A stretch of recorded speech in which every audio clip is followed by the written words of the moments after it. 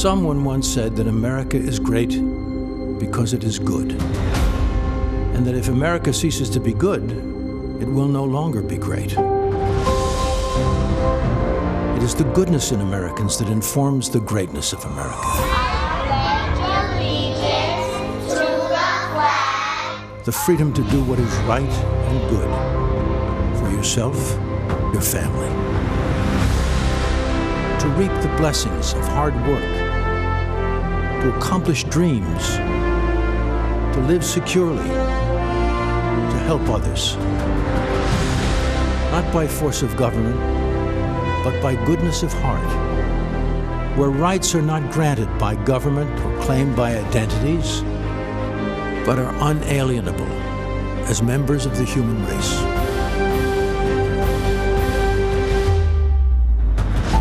Today, America's greatness is challenged by those with extreme notions. Defunding law enforcement as lawlessness abounds. Hateful rhetoric, telling you what to wear and when you can work, limiting free speech and freedom of worship. Old ideas of socialism repackaged in redefined words. Let us restore the values that made America great. We will make America strong again. Return to the higher standard. We will make America proud again. A land of freedom of speech, of worship. We will make America safe again. A land of security and prosperity. And we will make America great again. A land of greatness.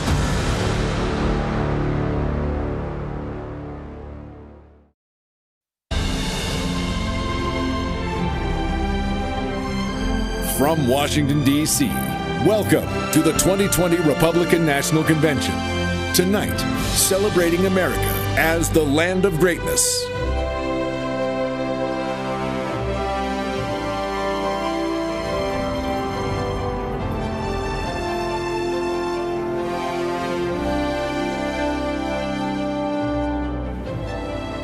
Let us pray. Our Heavenly Father, which art in heaven, we thank you for the great bounty you have bestowed on this nation and the many blessings we have received these past 4 years. We are forever grateful. As we come tonight, our country is facing trouble. Tens of thousands are in the path of a deadly storm. The pandemic has gripped millions of hearts with fear. We're divided. We have witnessed injustice. Anger and despair have flowed into the streets. We need your help. We need to hear your voice at this crucial hour.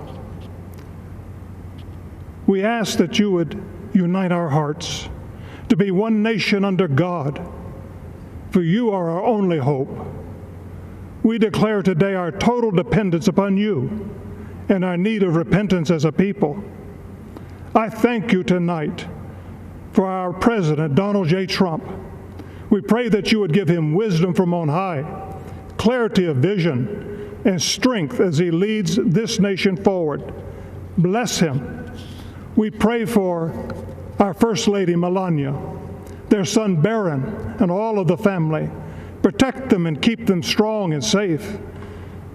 We thank you for Vice President Mike Pence, for his steady hand and clear voice. We pray for Second Lady Karen Pence and their family. Father, we know that you can make this nation great once again if we turn our eyes and our hearts to you and follow your word in obedience. May your will be done on this earth as it is in heaven. And we pray this in the mighty name of your Son, my Lord and Savior, Jesus Christ. Amen.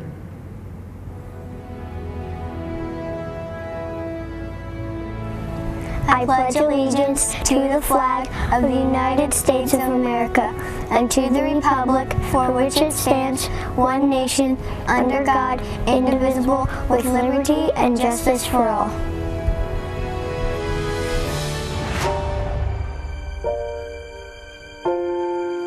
As Americans, we carve our own destiny.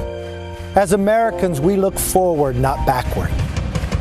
Our ancestors braved the unknown. They built this nation, brick by brick. They lifted up millions from poverty, hunger, and disease. They vanquished fascism and communism. A great nation because of great people. And no one has done more to protect and advance it than President Trump.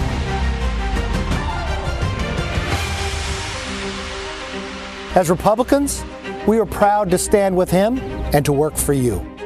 Together, we built the greatest economy the world has ever seen, and we will do it again. We confronted China head on, tore up bad trade deals and made better ones, supported our men and women in uniform, and took out the world's top terrorists, achieved energy independence, defended the sanctity of life, and restored law and order at the border. But as every American knows, we face an invisible enemy that we didn't ask for nor invite, but we will defeat it. We will defeat it because America is where innovation happens, and we are developing a vaccine in record time. We will defeat it because President Trump unleashed a Marshall Plan for Main Street and put hardworking taxpayers back on their feet. We will defeat it because tough times don't last. Tough Americans do. And that is what this election is all about. You, not us. Joe Biden and Kamala Harris think this election is about the government. They're wrong. It's about your family and your future. And to secure what really matters, we will call on the bedrock of what makes us the greatest country in the world, the American promise. A promise that everyone is equal under God, under the Constitution and under the law. A promise that government is accountable to we the people.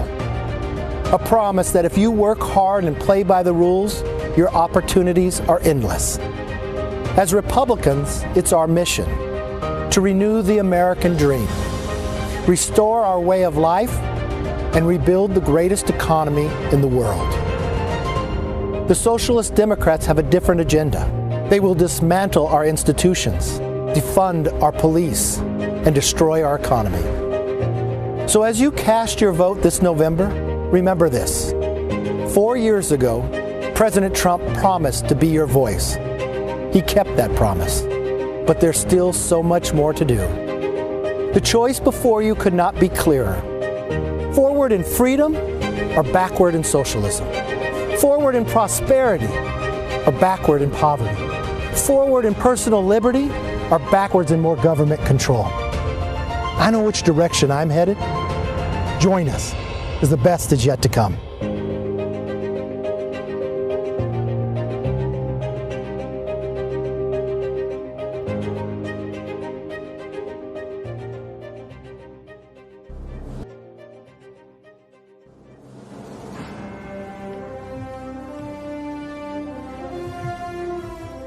Hello, my name is Jerron Smith. 20 years ago, I moved to Washington, D.C. to attend Howard University. I was at a crossroads, just like America is today. I grew up on Strand Hill Road in Cleveland, a blue-collar street in a blue-collar city. When the media talks about forgotten places or working-class people who are overlooked and struggling hard, there's usually some stock photo of people who don't look like me. They never seem to show people like my mom, who worked 2 jobs as a gas station clerk, and a mom. She showed me how to persevere. They never seem to show people like my dad, who plowed snow in the winter and paved streets in the summer, who stood by me through thick and thin and taught me strong values every day. They never seem to show people like me. At first, I didn't live the values my parents taught me. I won a starting spot on the varsity football team, but I only had a 1.9 GPA. But then I broke my leg. It took a broken leg for me to really get moving in life. I prioritized schoolwork, went to Howard, and ended up working for the President of the United States. Growing up, I'd never really known a Republican. I believed all the stereotypes. It took a meeting Republicans who shared my values to show me I was wrong. Donald Trump knows that in the work of revitalizing communities, America's strength is America's people. And I can tell you, he really cares, and he takes action. Every issue important to Black communities has been a priority for him. Prison reform, rebuilding broken families, bringing jobs back to America. Jobs in Cleveland, jobs in Detroit, jobs in Milwaukee. President Trump knows that education is the great equalizer. That's why he secured record and permanent funding for historically Black colleges and universities, and is fighting hard for school choice. In the wake of the murder of Ahmaud Arbery, George Floyd, and legend Taliaferro, a moment of national racial consciousness, I have seen his true conscience. I just wish everyone could see the deep empathy he shows to families whose loved ones were killed in senseless violence.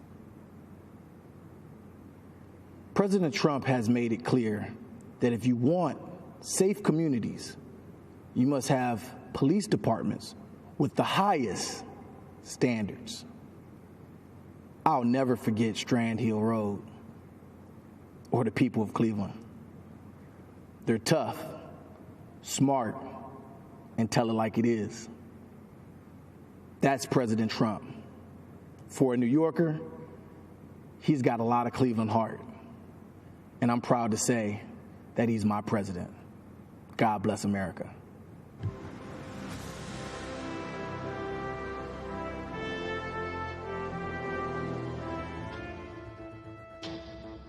People assume that if I'm not a Democrat anymore, then I must be a Republican or I must be conservative.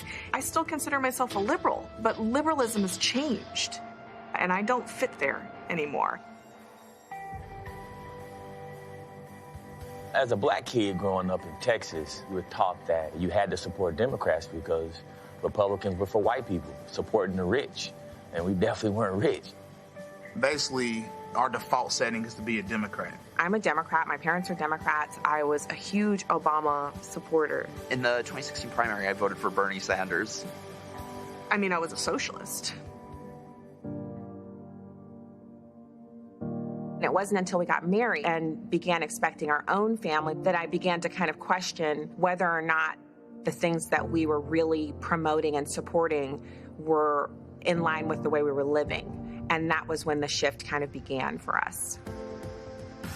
I was renting a room in this woman's apartment. She had 3 or 4 kids from 3 or 4 different fathers. She was my age. Most of them were incarcerated. I asked her, "What do you do?" She goes, "I'm in the system." It feels like Democrats sort of get people hooked on this drug of free money, where they basically say, you know, if you want your fix, you have to keep voting for us.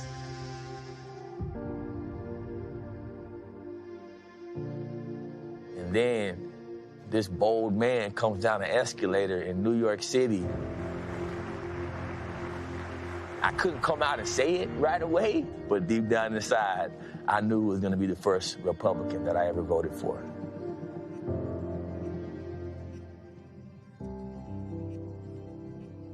His entire campaign, Works for All Americans, that was a turning point for me. One of the hardest things to do is to challenge your own beliefs. Going straight to the source is really how I was able to overcome some of those pitfalls. And so I want people to hear my story and know that you can actually go from being a Democratic socialist to a Trump supporter, but you have to look deeper. I think there's a political realignment that's taking place. I've always been very anti-war, and now Trump is by a mile the anti-war candidate. I've always been very much for free speech. Trump is now by a mile the more pro-free speech candidate. What's at stake in November is pretty much everywhere you look. You either see prosperity and liberty and things that you want to preserve, or if you're a Democrat, everywhere you look, you see something you want to tear down and remake in the image of some other country that's not as successful as we are. I'm trying to conserve our values, our Constitution, our God-given rights, right to bear arms, freedom of speech, all the things that has always made this country great.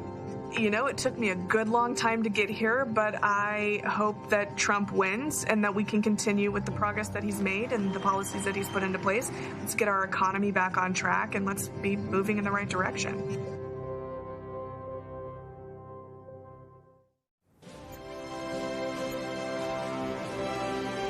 Good evening. My name is Jeff Van Drew. I speak to you as a member of the Republican Party. But it always wasn't that way.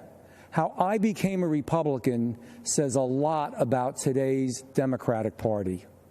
I'm from South Jersey, where we work hard, look after our neighbors, and care about our communities. Years ago, I was a local dentist and was asked by the Democrats to run for a town council seat. I had my doubts, and I explained that my views were middle of the road to conservative, but the local leaders said the Democratic Party was a big tent and that they accepted people like me. I was elected to council as a Democrat, but as I won seats for county office, state legislature, and then Congress, I noticed things were changing. The Democratic Party had become less accepting of American tradition, less believing in American exceptionalism, less supportive of traditional faith and family. This was not the party that I knew. In 2018, after being elected to Congress as a Democrat, I was already uncomfortable with a San Francisco liberal running the House, which is why my first vote in Congress was cast against Nancy Pelosi for Speaker.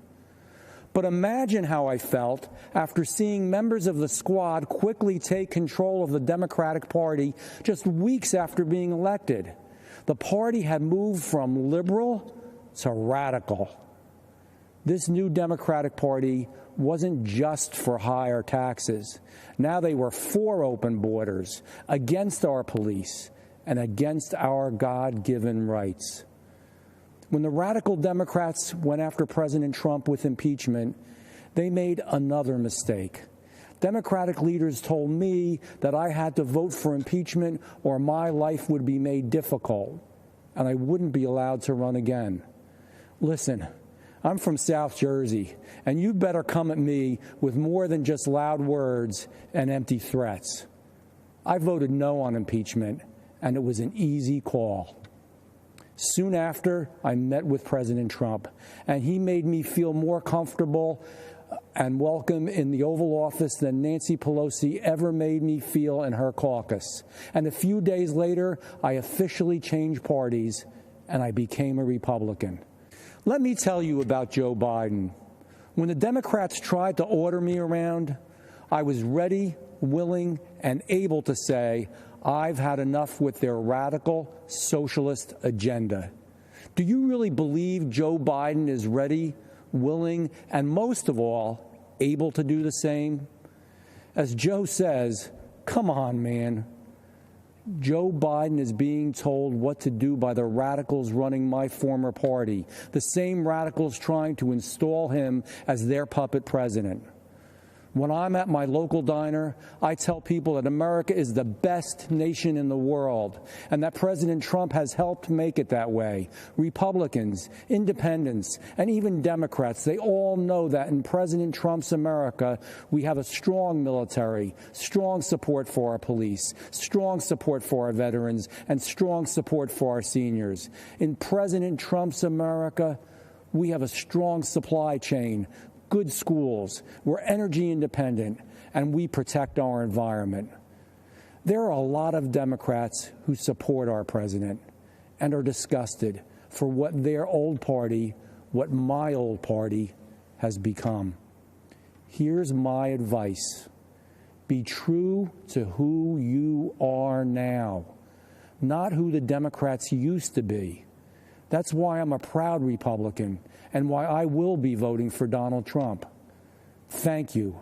And may God bless you, God bless our president, and God bless the United States of America.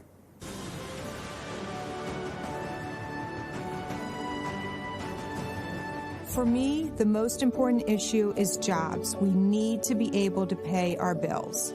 I trust Donald Trump on jobs way more than I do Joe Biden. There's no doubt that Donald Trump has built the strongest economy we've ever seen, and I know that he will do it again. Joe Biden doesn't have the energy, and his ideas like raising taxes, it's going to hurt us. Electing Joe Biden as the president is a huge risk, and I don't want the future of my son in the hands of Joe Biden. I want my son to be able to go out and get a good education. I want the economy to be strong. I want the country that he lives in to be safe, and I want our borders to be secure, and I don't want that in Joe Biden's hands. Donald Trump has built the strongest economy we've ever seen. He has made our country safe, and as a mom, those are things that I'm very proud of, and those are things that are very important to me when I'm looking for a president. I'm sticking with Donald Trump. My name is Stacia Brightman. I'm a single mother of 2 boys, and I work in Houston, Texas for S&B Engineers and Constructors as a warehouse receiving clerk. After serving my country in the Marine Corps, I worked various jobs, but I thought I needed a degree in order to have a career. I put myself into significant debt to earn my bachelor's degree in finance. Despite my degree and all of my efforts, at one point, my boys and I even found ourselves homeless. After being laid off yet again, I received an email from the Texas Workforce Commission about S&B's Women in Construction Earn While You Learn apprenticeship program. I thought I'd give it a try. I was a bit skeptical at first, but I said to myself, hey, if they're willing to take a chance on me, I should be willing to take a chance on myself. At the start of the program, I was making $16 an hour while I trained to become a pipe fitter helper. Looking back, it wasn't easy, but boy, was it worth it. I felt empowered that I was learning new skills and able to support my family again. I worked hard, got promoted, and even got a few raises. Later, I learned what President Donald Trump and Ivanka Trump were doing behind the scenes to make sure that people like me and you had a chance to rise up and succeed. President Trump started the National Council for the American Worker and the American Workforce Policy Advisory Board. Together with Ivanka, he wrote policies that made it easy for states and companies to give opportunities to hardworking Americans like me. The President and Ivanka also partnered with the Ad Council to launch FindSomethingNew.org, helping to connect workers and workers with training and apprenticeship programs where they live. If you find yourself in a situation like mine, where you feel you have nowhere to turn, nothing to really fall back on, and you feel like no one believes in you, go online to FindSomethingNew.org and see that President Trump believes in you. And more importantly, please believe in yourself. Keep trying, keep pushing. Times will get hard. Remember, just a few years ago, I was homeless. And you know what now? I'm set to close on a brand new home at the end of the month. So my message to you is keep pushing. You can do it. Find a training program like the one I participated in. And like me, you'll have an opportunity to build a career in life that you're proud of. So with that being said, I'd like to talk to you about a different kind of training. This is the Trump campaign's National Week of Volunteer Training. If you're like me, you know how important it is to put Americans back to work. So get trained and get involved with the campaign. Go online to www.trumpvictory.com and sign up and keep the president fighting for you for another 4 years.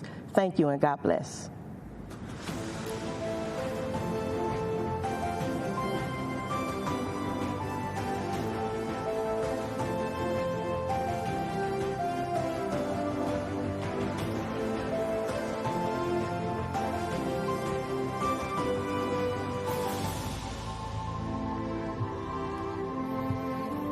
My name is Dan Scavino. When I was 16 years old, I got a part-time job at a golf course just outside of New York City. One day, I was cleaning golf clubs when a man pulled into the parking lot. There wasn't a single person who didn't know who it was. Everyone's jaws were on the ground. It was Donald Trump. All I could think was, nobody will ever believe this at school tomorrow.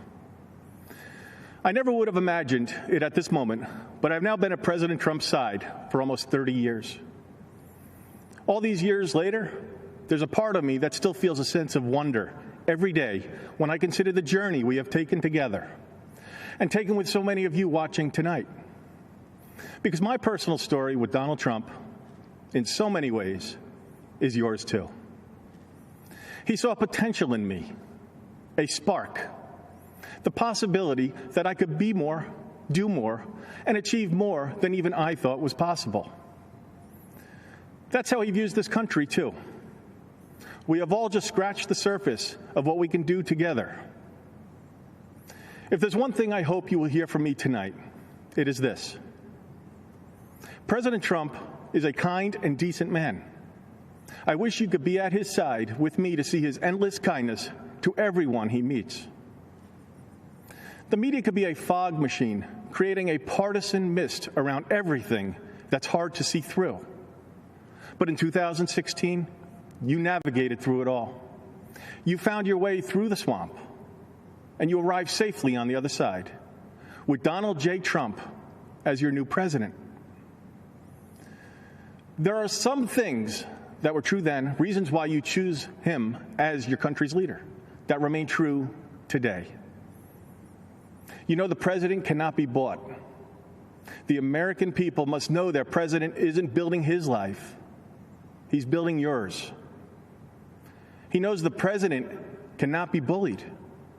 President Trump is the first leader who's been too strong, too tough, and too savvy to be crushed by the status quo establishment and the political media class.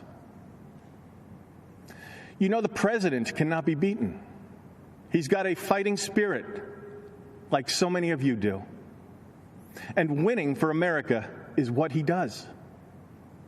While they call it chaos, President Trump calls it change. Just think about what we achieved together with President Trump. The strongest economy in history, the lowest unemployment rate for almost all demographic groups, Black Americans, Hispanic Americans, women, and so many more. He did that once, and he will do it again. You know it, and I know it. We all just need somebody to believe in our capacity to do great things. Donald Trump believed in me when I was a teenage golf caddy, and he was already one of the wealthiest, most famous people on the entire planet.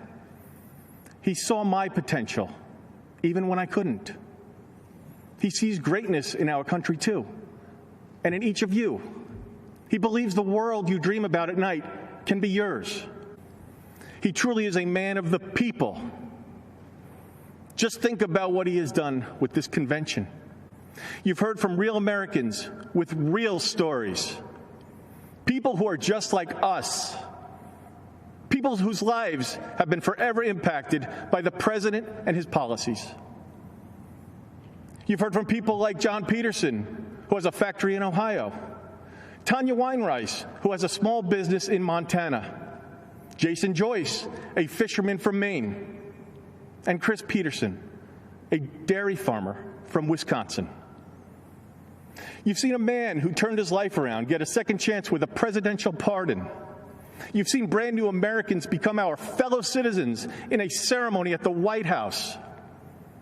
You felt the passion of pro-life and religious freedom advocates, and listened to the heartfelt words of a man whose family fled communism and oppression.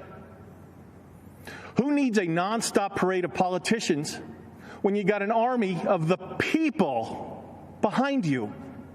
On November 3rd, vote for the man who believes in America and believes in you.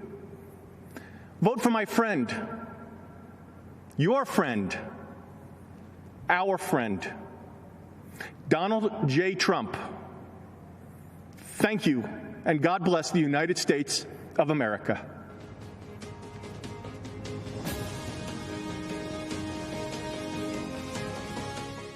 Good evening.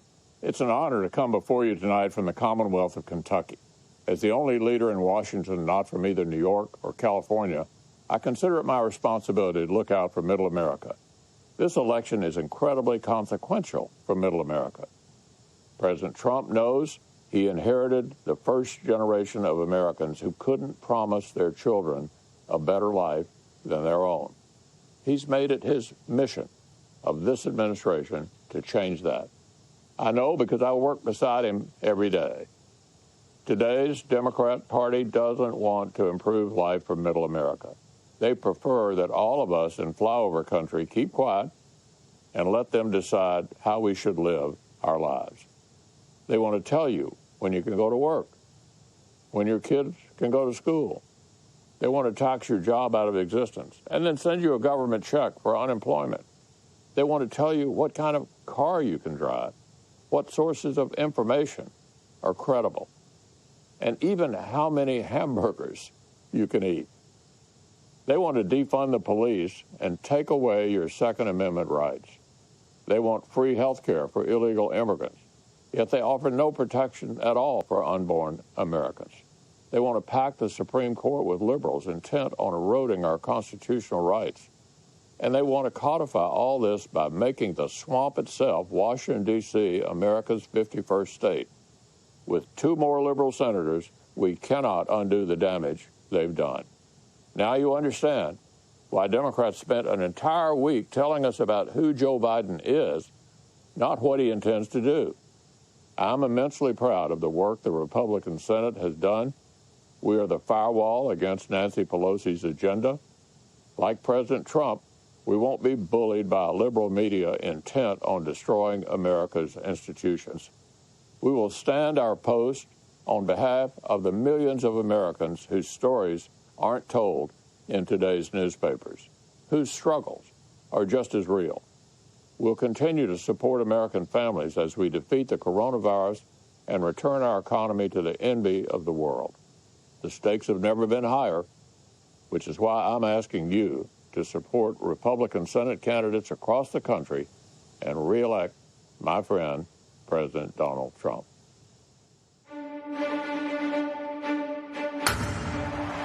So all of these titans of American sport know that many of life's most valuable lessons are learned on the field of competition and the ability to overcome adversity.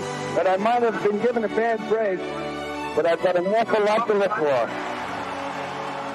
And your relentless will to win, win, win.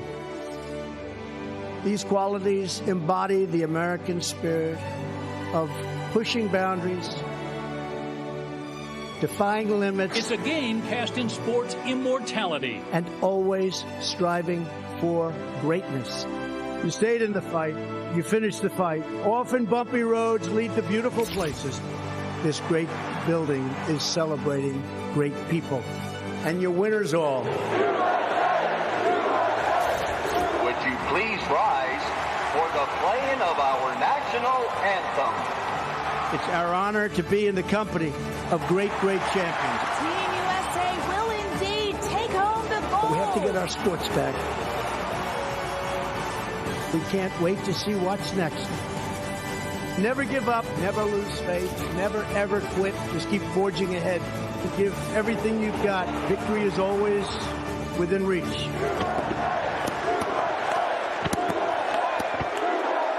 Hey everyone, I am Dana White, the president of the UFC. Many of you know who I am, what I do, and that I am friends with the president. I spoke at this convention 4 years ago, and I'm back because I believe we need President Trump's leadership now more than ever.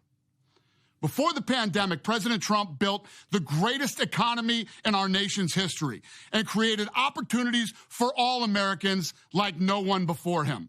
Financial markets hit all-time highs, unemployment was at an all-time low, and we weren't facing the lawless destruction that now is occurring in a few of our great cities.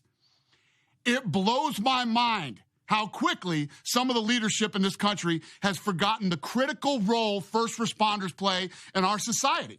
Police departments and other law enforcement, even some fire departments, have faced opposition from many in this country. But they are always the people who are asked to step up when things are at their worst and put themselves at risk. That has certainly been the case during this ongoing pandemic. Come on, America. Defunding these vital positions is not the answer. The first responders have always taken care of us. And now, more than ever, we need to take care of them. Now, let's talk about COVID. And let's be very honest about it.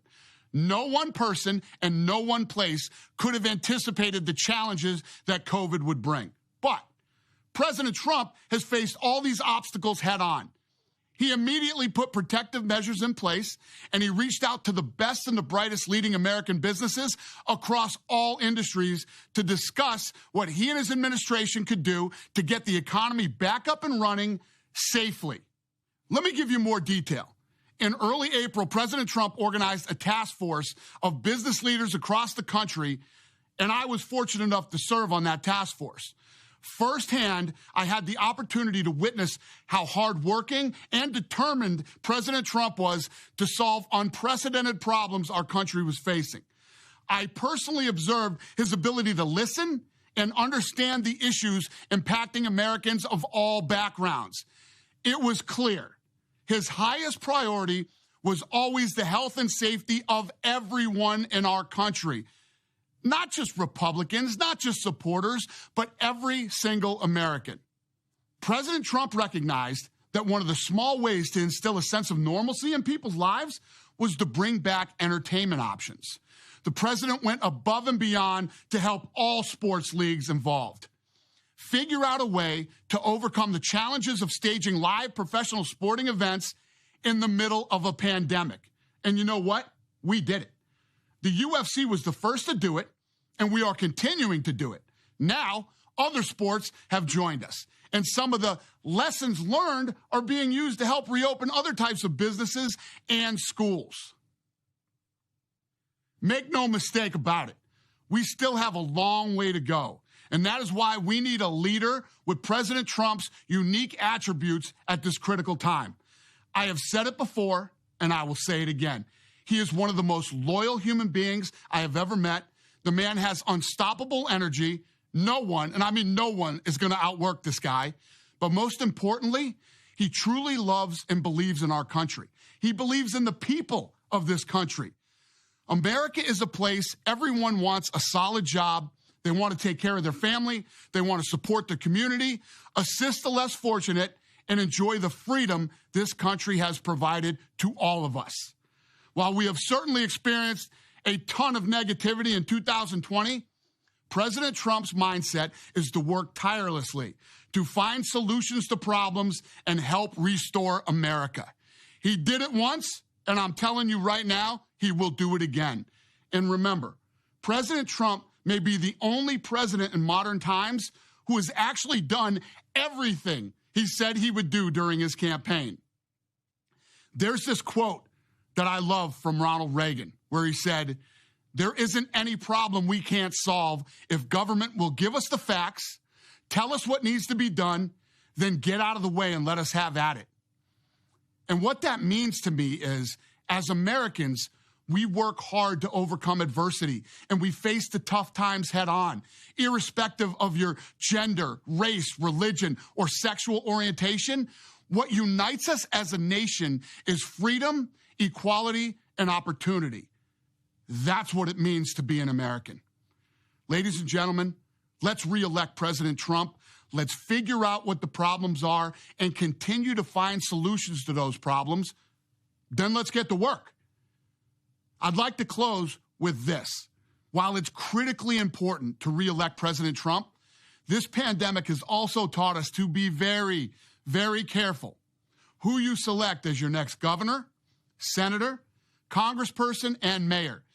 It is so important to vote. And don't think that your vote doesn't matter, because to be honest with you, it has never mattered more than it does right now. Thank you, and have a great evening, America.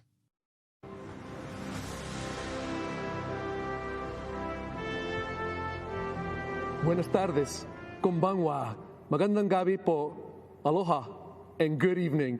I'm Utah Attorney General Sean Reyes. I'm a proud American and proud descendant of warrior ancestors, women and men alike, from my Hawaiian, Filipino, Japanese, and Spanish heritage. My father demonstrated his warrior spirit over 50 years ago, fighting a dictator in his homeland, the Philippines. Barely escaping with his life, he started anew in America. He arrived with nothing but faith, determination, and a willingness to work hard. He lived the American dream, building businesses, a family, and seeing me become Utah's first minority statewide elected official. Today, I channel my warrior roots by battling human trafficking. I've been able to lead some of the largest trafficking prosecutions in America and traveled to foreign countries, working with law enforcement and NGOs to dismantle trafficking networks and rescue people from the most brutal conditions imaginable. Young girls and women sold into sex slavery, young boys and men forced into labor servitude, illegal adoptions, organ harvesting, human life utterly debased. President Donald Trump is a fierce warrior against human trafficking. How do I know? Early in 2017, I had occasion to visit with him about our rescues. He asked insightful questions, expressed deep concern for victims. Overwhelmed with compassion, he promised to attack this evil. President Trump summoned Ivanka and leaders from his cabinet, directing resources and hundreds of millions of dollars for raising awareness, liberating victims, prosecuting predators, and empowering survivors. Together, they've done more to combat human trafficking than any administration in modern history. Now that's a promise kept. President Trump's taken similar aggressive action to break the chains of drug addiction and improve mental and behavioral health. He declared the opioid epidemic a national public health emergency and made available billions of dollars to confront this threat. He also signed a bill creating a phone number like 911, but for mental health. When activated, 988 will be a lifeline for those struggling with thoughts of suicide, depression, addiction, self-harm, or even hurting others. It will save countless American lives. A few months ago, my father, my warrior hero, lost his fight with cancer. When he passed, he had by his bedside his scriptures, family photos, and a pen President Trump gave me to give him. Dad loved that pen. It represented freedom to him, the freedom that only exists when someone is willing to fight for it. To my father, President Trump is that ultimate warrior fighting for our freedom. If you listen to Democrats, the media, and liberal elite, they will tell you that America's light doesn't shine as brightly around the world as it once did. That is simply not true. The same light that brought my father to America inspires the desperate and downtrodden equally today. Believe me, I interact with some of the most marginalized victims on earth, and they love America. They love President Trump because he's fighting for their freedom and America's freedom. Thank you, President Trump.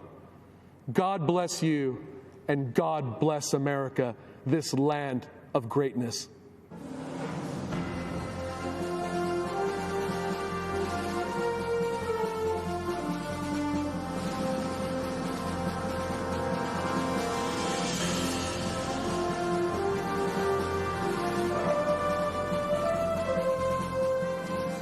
My name is Debbie Flood, and I own a small foundry and machine shop in Wisconsin that manufactures cast bronze architectural hardware. My father, who was a World War II veteran, started the business with some used equipment and the American dream.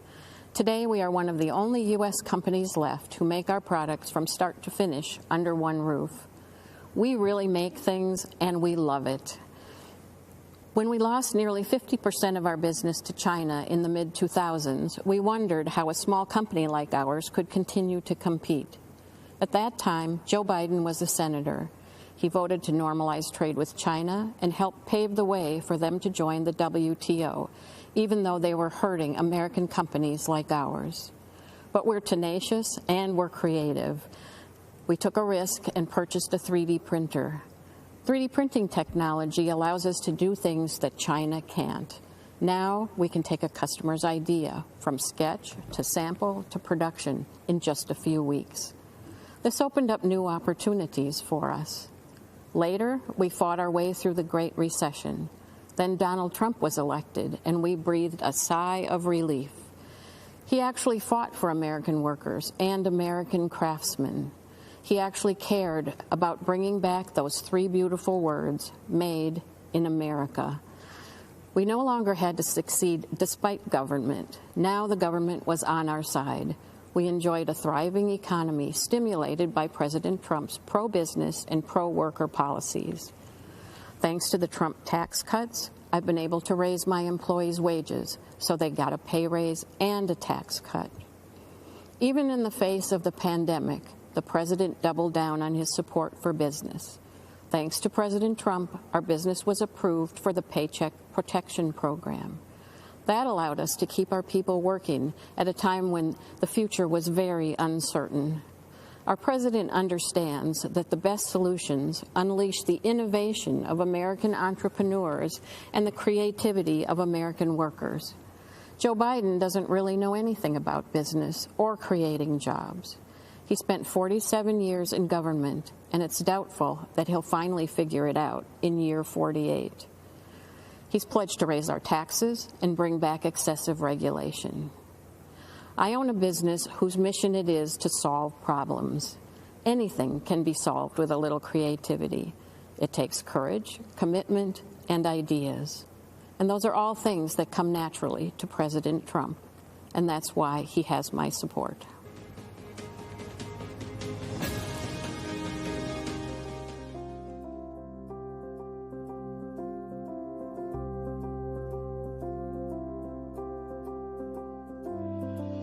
My name is Judy Smith. My name is Manuel Martinez. My name is Claudia Perez. I live in New York City Public Housing. I'm the resident council president for South Jamaica Houses. I am resident council president of Washington Houses, which is in Spanish Harlem. My name is Carmen Quinones, and I'm the president of Douglas Houses, 3,500 strong residents here. And I am a lifelong Democrat. I would really hate to get started on this mayor. Bill de Blasio and the way he has dealt with public housing residents is disgraceful. This mayor has made our lives here, and I think every housing development, very uncomfortable. Under the Trump administration, New York City Housing Authority has received an influx of cash that it has not seen since 1997. I'm grateful for the spotlight that President Trump is putting on New York City public housing. I think it's wrong that the Democrats put illegal immigrants before Black Americans. How is it that we have people waiting on the waiting list for New York City public housing for 10 years or more, but yet we have illegal immigrants living here? Something is wrong with that picture. Since HUD came in with Lynn Patton as the regional director for HUD, it helped us identify some long systemic problems that we are now putting on the table and having discussions on. President Trump's administration have opened their ear and have listened. There's been improvement in public housing. We're very appreciative of this administration that has come and finally shined a light on what's going on and bringing real solutions to a real problem.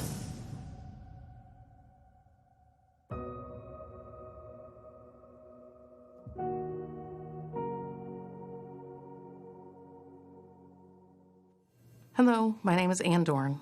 I'd like to introduce you to my husband, David, father of 5, brother of 12, grandfather of 10, friend to thousands.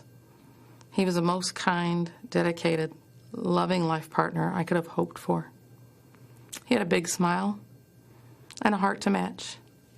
He was blessed with the gift of gab, and that gift enabled him to touch souls and inspire people, especially young people. Oh, how kids loved him, and they really loved him back. Dave was all about service. He served 38 years in the St. Louis Metropolitan Police Department and 6 years as chief of police as the Moline Acres Police Department. After 44 years, he retired from law enforcement, but he never retired from helping a friend in need. Since he befriended every person he met, he was a very busy man. One example of that was his friendship with a young man named Lee. David met him when Lee was just a kid, after members of his family were attacked and murdered. Dave took a special interest in the boy. They bonded, and their friendship grew and remained strong throughout the years. Lee eventually opened a pawn shop. He trusted Dave implicitly and asked Dave to help with security. David readily agreed. Whenever the shop's alarm would go off, the alarm company called Dave. He would investigate. If he got a call after I went to bed, he would wake me up and tell me he was going to Lee's, just to make sure everything was all right. Most of the time, they were false alarms, triggered by a storm or animals. But I never rested easily until I heard Dave's key turn in the door, knowing he was home safe. The alarm that went off the morning of June 2nd was for real. It was a violent night in St. Louis. 4 officers were shot. Others were hit with rocks and fireworks. At least 5 businesses were damaged, looted, or set on fire.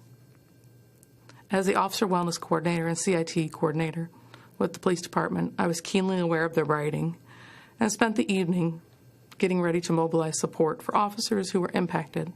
After I'd gone to bed, David received a call from Lee's alarm company. The front door of the pawn shop had been breached. This time he didn't wake me up to tell me. He probably knew I would have tried to stop him or insist on going with him. As I slept, looters were ransacking the shop. They shot and killed David in cold blood and then live streamed his execution and his last moments on earth. David's grandson was watching the video on Facebook in real time, not realizing he was watching his own grandfather dying on the sidewalk. I learned of all this around 4 a.m. when our doorbell rang. The chief of police was standing outside. I wondered why Dave had not answered the door. It wasn't uncommon for him to be up watching TV at this time. I called out to him several times. There was no reply. He just wasn't there. I let in the chief, and fighting back tears, he uttered the words every officer's spouse dreads.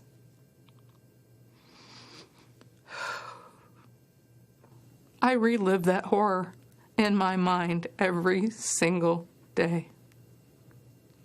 My hope is that having you relive it with me now will help shake this country from this nightmare we are witnessing in our cities and bring about positive, peaceful change. How do we get to this point where so many young people are callous and indifferent towards human life? This isn't a video game where you can commit mayhem and then just hit reset and bring all the characters back to life. David is never coming back to me. He was murdered by people who didn't know and just didn't care. He would have done anything to help them.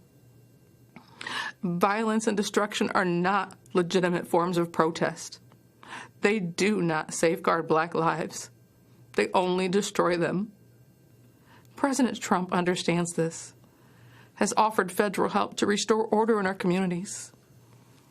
In a time when police departments are short on resources and manpower, we need that help.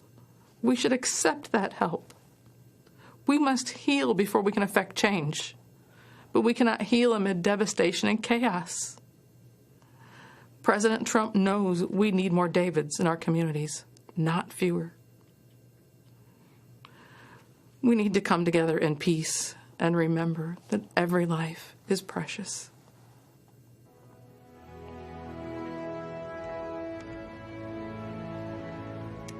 Good evening. I'm Ben Carson, a retired neurosurgeon and a public servant. Before I begin, I'd like to say that our hearts go out to the Blake family and the other families who've been impacted by the tragic events in Kenosha. As Jacob's mother has urged the country, let's use our hearts, our love, and our intelligence to work together to show the rest of the world how humans are supposed to treat each other. America is great when we behave greatly. In order to succeed and change, we must first come together in love of our fellow citizens. History reminds us that necessary change comes through hope and love, not senseless and destructive violence. Abraham Lincoln once said to an America divided that, quote, "Your purpose then, plainly stated, is that you will destroy the government unless you be allowed to construe and enforce the Constitution as you please on all points in dispute between you and us. You will rule or ruin in all events," unquote. These words of warning are relevant today. We have a choice.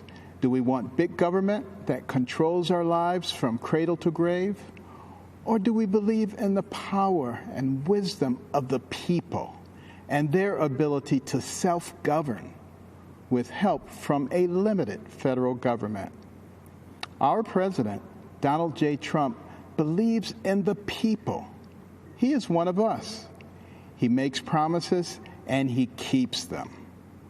He is transparent, and we certainly know what he's thinking. He does not submit to political correctness or to its enforcers, the media. He is real. Right now, we need real. We need courage. We can't cower in the corner and hope that no one calls us a name, believing that will keep us safe. That is not courage, and that will not lead us to a good and just place. We must remember all those who sacrificed everything in order to give us freedom, and we must be willing to do the same for those who come after us. President Trump does not dabble in identity politics. He wants everyone to succeed and believes in the adage, "A rising tide lifts all boats." Many on the other side love to incite division by claiming that President Trump is a racist. They could not be more wrong. Years ago, Jesse Jackson gave Donald Trump an award for the economic opportunities he created for black people.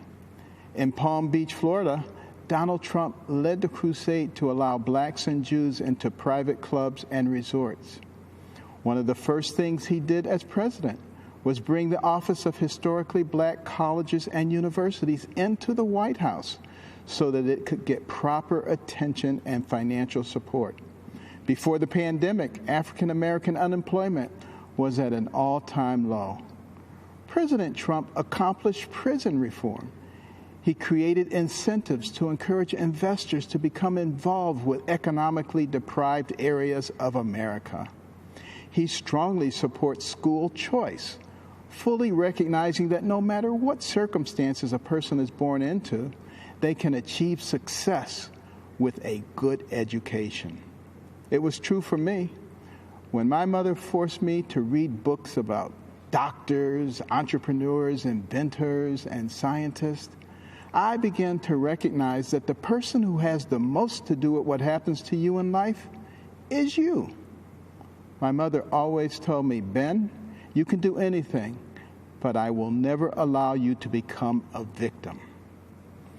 It was then that I stopped listening to the people who were trying to convince me that I was a victim and that others were responsible for my victimhood. What is racist is the fact that African Americans have the highest abortion rate. President Trump is the most pro-life president in the country's history. He will continue to fight for those who cannot yet speak. The vision of a shining city up on a hill came from Jesus' Sermon on the Mount. America is that shiny city. We are the beacon of hope for the world. At this moment in time, President Donald Trump is the man with the courage, the vision, and the ability to keep it shining brightly.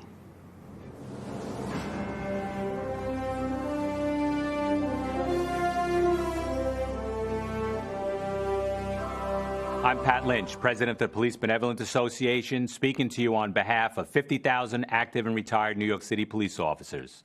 We are the proud men and women who wear a shield on our chest and put ourselves in harm's way to protect our city. We are proud to endorse our president, Donald J. Trump, for re-election because the stakes have never been higher. Like cops across the country, we are staring down the barrel of a public safety disaster. More than 1,000 people have been shot in New York City so far this year. Almost 300 have been killed. These are not just numbers. These are real people. A father gunned down while holding his 7-year-old daughter's hand. A beloved neighborhood peacemaker killed by a stray bullet. A 17-year-old who made all the right choices, who worked hard to go to college and earned a sports scholarship, murdered before he can tell his mother the news. A 1-year-old child shot dead in his stroller. Innocent people, innocent lives lost. One tragedy is too many, but every day the number keeps growing. And every day our communities are asking us, why is this happening? The answer is simple. The Democrats have walked away from us. They have walked away from police officers, and they've walked away from the innocent people we protect. Democratic politicians have surrendered our streets and our institutions. The loudest voices have taken control, and our so-called leaders are scrambling to catch up with them. In city after city, they've slashed police budgets. They have hijacked and dismantled the criminal justice system. They've passed laws that made it impossible for police officers to do our job effectively. Here's the sad truth that every cop in this country knows. The violence and chaos we're seeing now isn't a side effect. It isn't an unintended consequence. It's actually the goal. The radical left doesn't really want better policing. They don't really care about making the justice system fairer. What they want is no policing. What they want is a justice system that just stops working altogether. In places where Democrats are in power, the radical left is getting exactly what they want, and our country is suffering for it. I've been a New York City police officer for 36 years. I've spent 21 of those years protecting the cops who protect New Yorkers. I've never seen our streets go this bad so quickly. I've never heard from so many cops from every corner of the country who are saying the same thing. Our hands are tied. If we're going to turn the tide and restore law and order, we cannot fall into the left's trap. There is nobody who hates bad cops more than good cops. But that doesn't matter to the radical left. To them, we're all just bad because we're all just blue. Their anti-law enforcement campaign isn't about a single incident. It isn't the result of one bad law or one bad policy. It's about a message. The message is police officers are the enemy. The message is criminals have the right to resist arrest. The message is if you commit a crime, if you victimize the most vulnerable of people, the justice system will not hold you accountable. That's the message echoing through city halls and state houses across our country. It's playing on a loop in the media. The criminals have heard that message, and they're taking full advantage. We must stop that message. We must expose the left's lies about police officers and the job that we do. And we will do that because we have something that they don't. We have a real leader. We have a powerful voice in the most powerful office in our country. We have President Donald J. Trump. Unlike the Democrats who are running in fear of the mob in the street, President Trump has never apologized for supporting police officers and standing up for law and order. Unlike the Democrats who froze in the face of rioting and looting, President Trump matches his words with his actions. He gives law enforcement the support and the tools we need to go out there and put a stop to it, period. End of story. It has never been harder to be a police officer in this country, but there are two things that keep us going. We look at the victims, the vulnerable, the regular working people who count on us. We keep strapping on our duty belts and bullet-resistant vests because we know we can't let them down. And while we do that, we hear the words of our president, who says to police officers everywhere, I will never let you down. We know that he hasn't, and we know that he won't.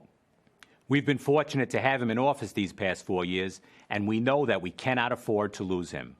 When it comes to your safety, your family's safety, and the safety of all Americans, there's no other choice. You won't be safe in Joe Biden's America. We can have 4 more years of President Trump, or you can have no safety, no justice, and no peace.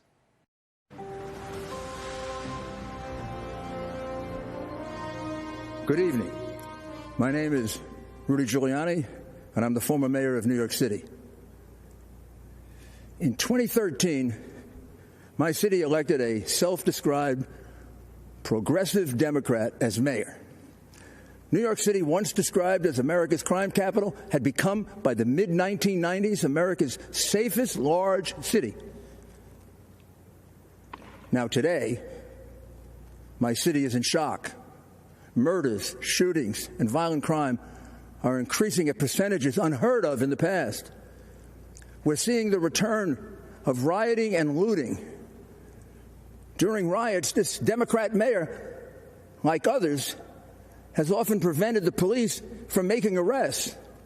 And even when arrests are made, liberal, progressive DAs release the rioters so as not to disrupt the rioting. New Yorkers wonder, how did we get overwhelmed by crime so quickly and decline so fast?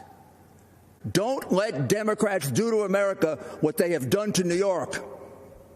Again, the Democrats are urging you to vote for an obviously defective candidate. Biden has changed his principles so often, he no longer has any principles. He's a Trojan horse with Bernie, AOC, Pelosi, Black Lives Matter, and his party's entire left wing, just waiting to execute their pro-criminal, anti-police socialist policies. The whole unprecedented wave of lawlessness began with a truly just cause: the unforgivable police killing of George Floyd in Minneapolis. Peaceful protests began all over the land. The condemnation of the killing was universal, from President Trump to Democrat leaders. It seemed, for a few brief shining moments, Democrat and Republican leaders would come together with a unified proposal to reduce police misconduct. This possibility was very dangerous to the left. They had a president to beat and a country to destroy. And although an agreement on action against police brutality would be very valuable for the country, it would also make President Trump appear to be an effective leader. They could have none of that. So Black Lives Matter and Antifa sprang into action, and in a flash, they hijacked the peaceful protests into vicious, brutal riots. Soon, protests turned into riots in many other American cities, almost all Democrat. Businesses were burned and crushed, people beaten, shot and killed, police officers routinely assaulted, badly beaten, and occasionally murdered, and the police handcuffed by progressive Democrat mayors from doing anything but observe the crimes and absorb the blows. But the worst of it was the slaughter of innocent young people with their whole lives ahead of them. The murder of 4-year-old LeGrand Talfaro in Kansas City shocked the nation, but not Black Lives Matter or their many Democrat supporters. 17-year-old basketball star Brandon Hendricks was killed in the Bronx just days after graduating high school and on his way to St. John's to play basketball. He passed with only a brief mention. 1-year-old Davil Gardner Jr. was shot and killed in a stroller at a cookout in Brooklyn, and it caused no outrage. For President Trump and for us Republicans, all Black lives matter, and the lives of LeGrand and Brandon and Davil matter to us. All lives matter to us. These continuous riots in Democratic cities gives you a good view of the future under Biden.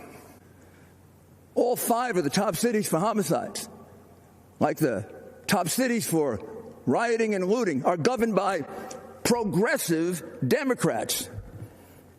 using the progressive Democrat approach to crime, which is to do nothing substantive to reduce it, to release prisoners, as many and as soon as possible, and to go to war with the police, the only group with the capability to protect your citizens. It is clear that a vote for Biden and the Democrats creates the risk that you will bring this lawlessness to your city, to your town, to your suburb. There is no question that this awesome job of restoring safety for our people cannot be done from your basement, Joe. There's also no question that President Trump will fight with all his strength to preserve the American system of government and our way of life. In critical times in our history, America has always been blessed with the right person to handle the crisis. Washington, Lincoln, Roosevelt, Reagan were perfect for the challenges they faced and brought our nation through gloriously. President Trump, with his boundless love of our country and all our people, his disciplined work ethic, his exceptional ability to inspire, and his deep understanding of our system of government and the strength of American values, is the man we can trust to preserve and even improve our way of life. Mr. President, make our nation safe again.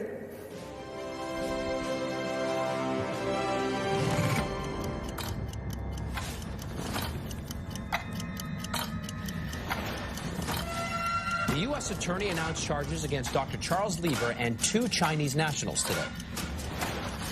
A systematic decision by many of our country's most powerful leaders to sell out America to China. China is going to eat our lunch? Come on, man. A 2013 trip to China getting new attention this morning, not for what Joe Biden did, but for who he brought with him. As the threat from China grew larger and more threatening, Biden seemed to grow more accommodating to the Chinese government. Questions about money he made from foreign business dealings while his father was vice president. And they knew they can get to Joe Biden's heart through his son, Hunter Biden. They hope to raise $1.5 billion. One person who did not want to talk about it, Joe Biden. When it was already clear China had lied to the world in ways that hurt the world about a deadly outbreak of the Wuhan coronavirus, Biden was still flacking for the Chinese government.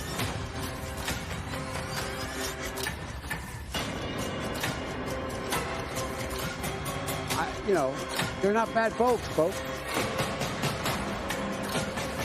guess what? They're not a competition for us. China would prefer Joe Biden.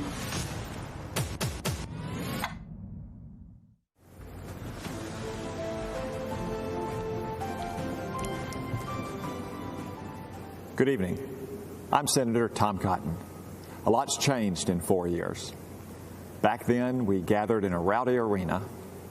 Tonight, you're probably at home, while I stand alone. Stands alone. That was the motto of my old Army unit, the 506th Infantry, the original band of brothers. From the Normandy beaches to the Iraqi desert, we fought alongside each other, but we were always prepared to stand alone. And so it is with our nation. We lead the free world, but we'll stand alone if we must to defend America. Donald Trump understands this. He puts America first. That's why America is safer now than 4 years ago. But Joe Biden would return us to a weak and dangerous past. Barack Obama's own Secretary of Defense said Joe Biden has been wrong on nearly every major national security decision over the past 4 decades. So let's compare the records of Joe Biden and Donald Trump. Joe Biden slashed defense spending again and again. President Trump rebuilt our military and added the Space Force. Joe Biden let ISIS terrorists rampage across the Middle East. President Trump eliminated ISIS's leader and destroyed its caliphate. Joe Biden opposed the mission to kill Osama bin Laden. President Trump avenged the murder of hundreds of Americans by killing Iran's terrorist mastermind, Qasem Soleimani. Joe Biden sent pallets of cash to the Ayatollahs. President Trump ripped up the dangerous Iran nuclear deal. Joe Biden treated Israel like a nuisance. President Trump moved our embassy to Jerusalem and brokered peace deals in the Middle East. Joe Biden coddled socialist dictators in Cuba and Venezuela. President Trump fights against communism in America's backyard and around the world. And on the Communist Party of China, there is no comparison. Joe Biden aided and abetted China's rise for 50 years with terrible trade deals that closed our factories and laid off our workers. President Trump stands up to China's cheating and stealing and lying. Joe Biden allowed Chinese fentanyl to flood across our southern border. President Trump sanctioned Chinese drug dealers for poisoning our kids.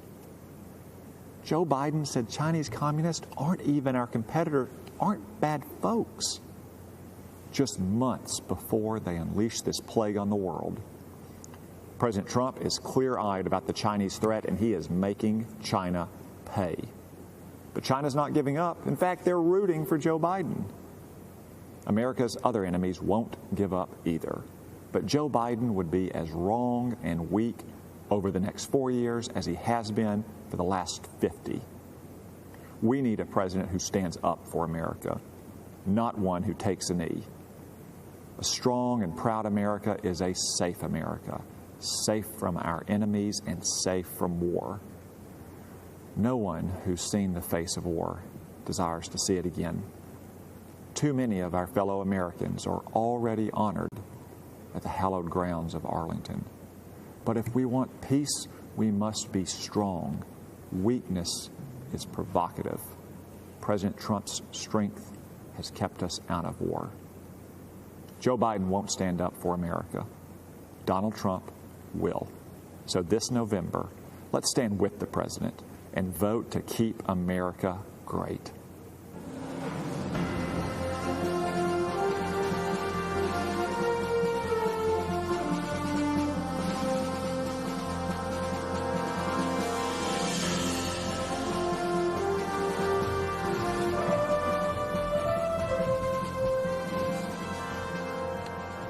My name is Marsha Mueller.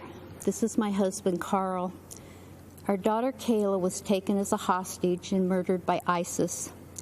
From a young age, Kayla was amazing. She taught herself languages, how to write music, how to play guitar. She worked with troubled youth, military veterans, and Native Americans. Everywhere Kayla went, people smiled. Kayla had a gift to be able to see the world through someone else's eyes. She became a humanitarian aid worker, and when she was helping children at an orphanage in India, Kayla wrote, "I find God in the suffering eyes reflected in mine. If this is how you are revealed to me, this is how I will forever seek you." She went to Turkey to help Syrian refugees in 2012. In August 2013, she was asked by another aid worker to cross the border into Syria to help at a hospital. On August 4th, 2013, ISIS terrorists stopped her vehicle and took her captive. Kayla was mostly held in a 12 by 12 cell in solitary confinement. It was cold and dirty. ISIS terrorists shined bright lights in her face. They shaved her head. They beat her and tortured her. The leader of ISIS, Abu Bakr al-Baghdadi, raped her repeatedly. For 18 months, she endured.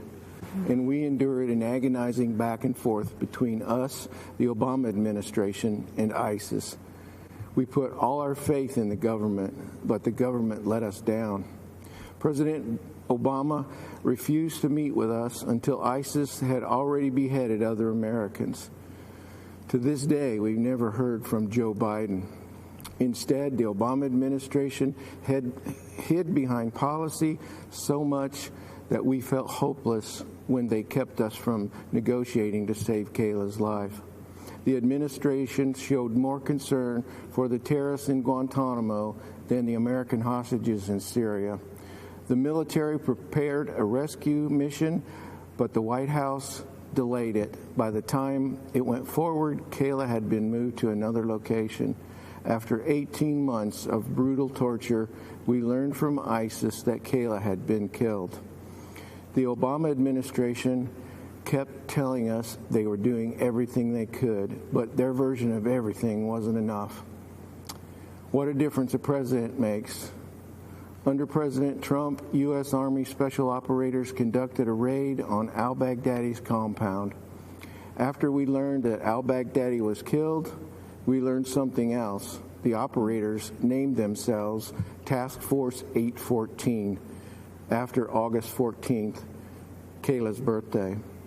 And the mission was named Operation Kayla Mueller. To those soldiers, thank you.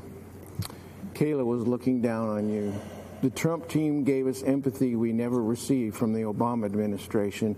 The Obama administration said it was doing everything it could. The Trump administration is. Let me just say this. Kayla should be here. If Donald Trump had been president when Kayla was captured, she would be here today.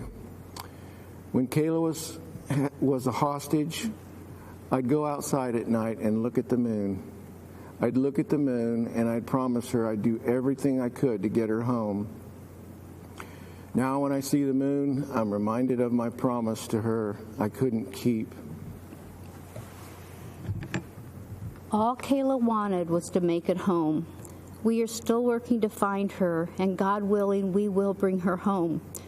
Kayla was born a miracle. We were told we would never have a second child, but God gave us Kayla, and she gave herself to the world. 8 months into Kayla's captivity, another hostage was able to smuggle out a letter Kayla had written. As we read it, we could see that God was holding her in his arms. In her words, she felt tenderly cradled in free fall. She also wrote, "I have been shown in darkness light and have learned that even in prison one can be free. I am grateful. I have had many hours to think how only in your absence have I finally, at 25 years old, come to realize your place in my life. None of us could have known it would be this long, but no, I am also fighting for my side in the ways I am able, and I have a lot of fight left inside of me. I am not breaking down, and I will not give in, no matter how long it takes." Kayla taught me so many things as her mom. She's still teaching us. Carl and I support Donald Trump because of his commitment to make and keep America great, not with the power of the government, but with the passion of people like Kayla, Americans who, even in the darkest days, always have more fight left inside of them. Americans who don't just talk, they act. That was our daughter. That's President Trump. As long as we stay strong like Kayla, as long as we refuse to break, we will be great. Thank you.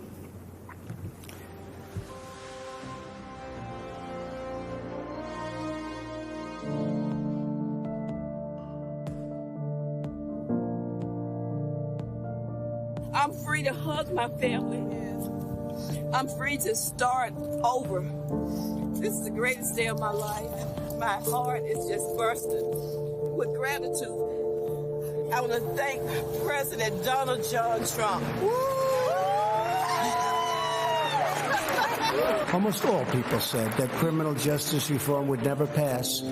But we came together as a group, we worked across party lines, and we got it done. I'm an example of a woman who has been given a second chance in life. God bless you, and God bless America.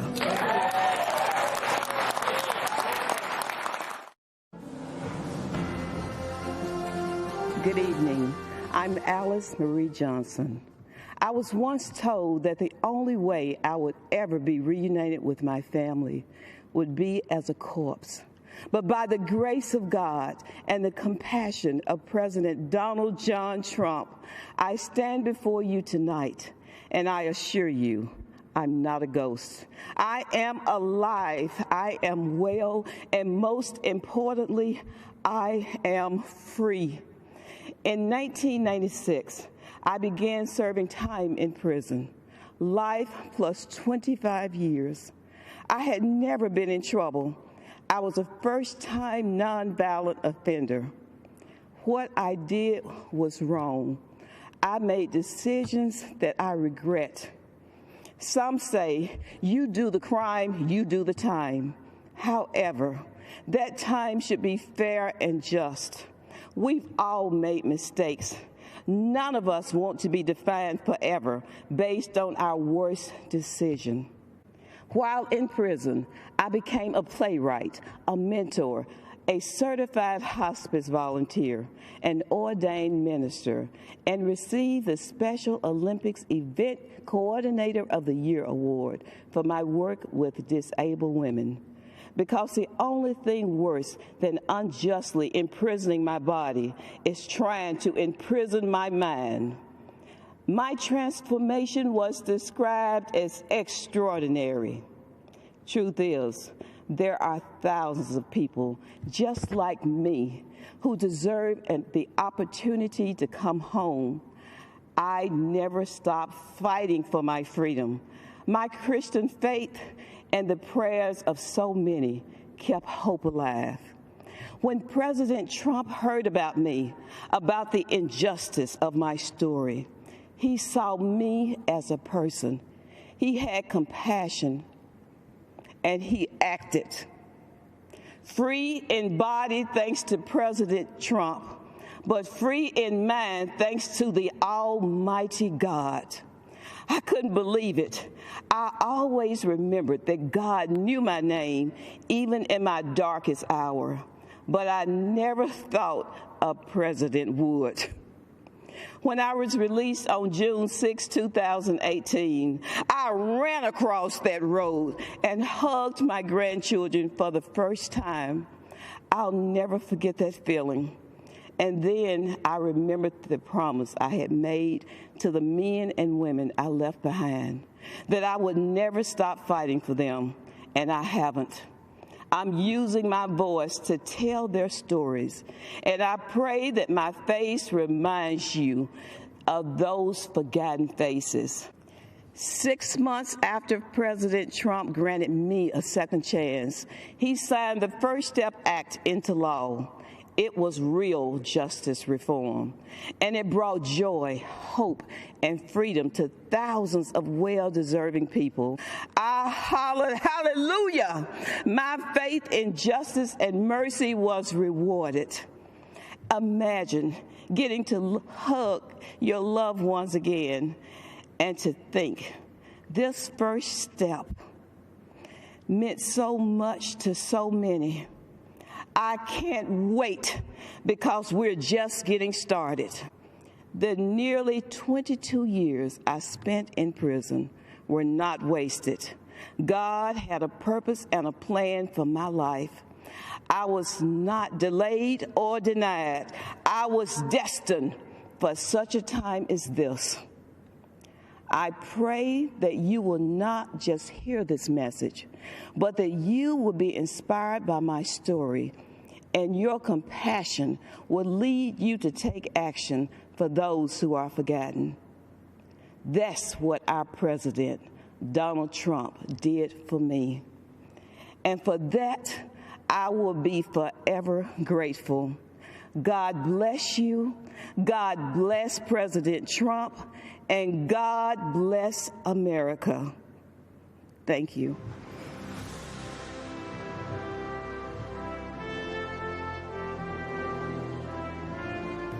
It's one of the great American success stories. A builder who left his mark on skylines around the world. A businessman with an extraordinary ability to communicate directly with the American people. A leader who grew tired of politicians, leading our country down a road to ruin. He didn't do it for money or power or fame. He had all that.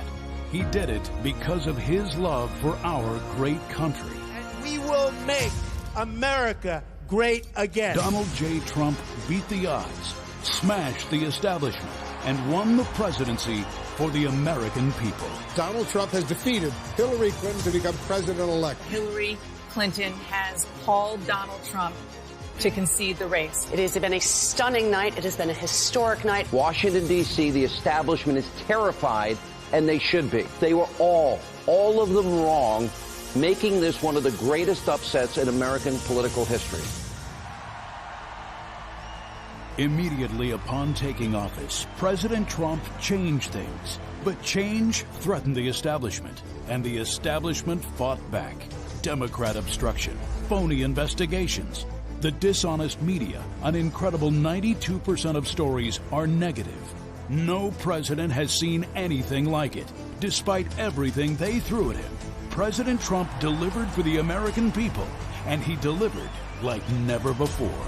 Building the strongest economy in American history, 7 million new jobs, the lowest ever unemployment for Black and Hispanic Americans, ending the Biden era of lopsided trade deals that sent our factories overseas, passing the historic USMCA, taking on China, winning the trade war, protecting and strengthening Medicare and Social Security, lowering the cost of insulin, delivering the first real drop in drug prices in 50 years, restoring our military, fixing the VA, bringing our troops home, and taking the world's deadliest terrorists off the battlefield.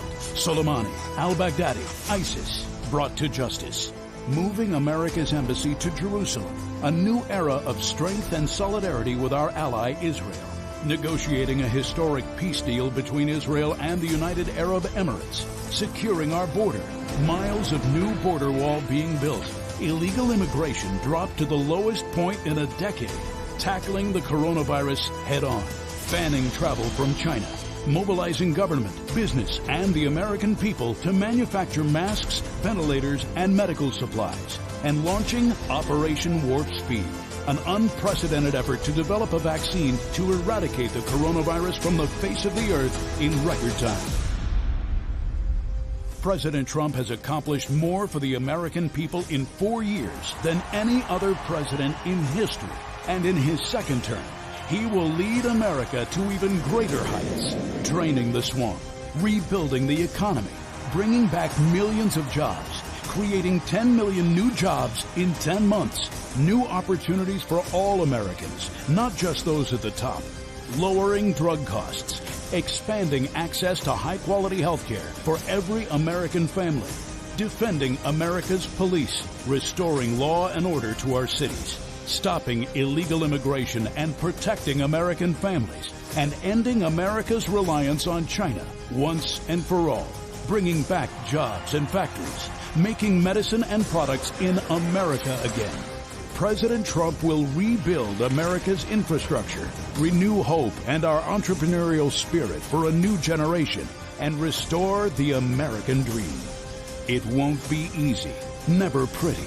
The swamp will continue to fight him every step of the way. But under President Trump, our families will thrive. Our incomes will rise. Our communities will be kept safe. Our factories will flourish. Our flag will fly high. Our country will soar. And we will make America great again.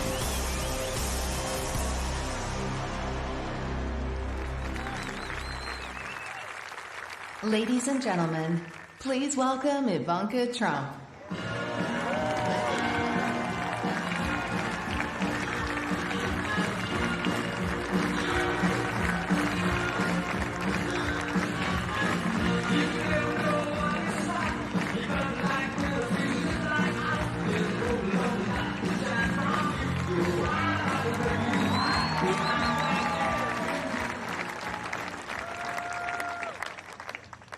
Good evening.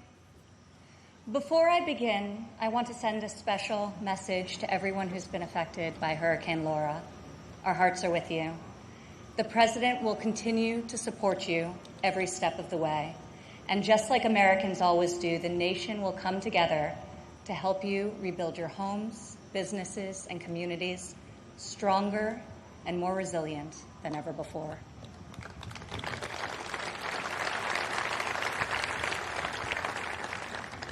Four years ago, I introduced to you a builder, an entrepreneur, an outsider, and the people's nominee for President of the United States. Tonight, I stand before you as the proud daughter of the people's president.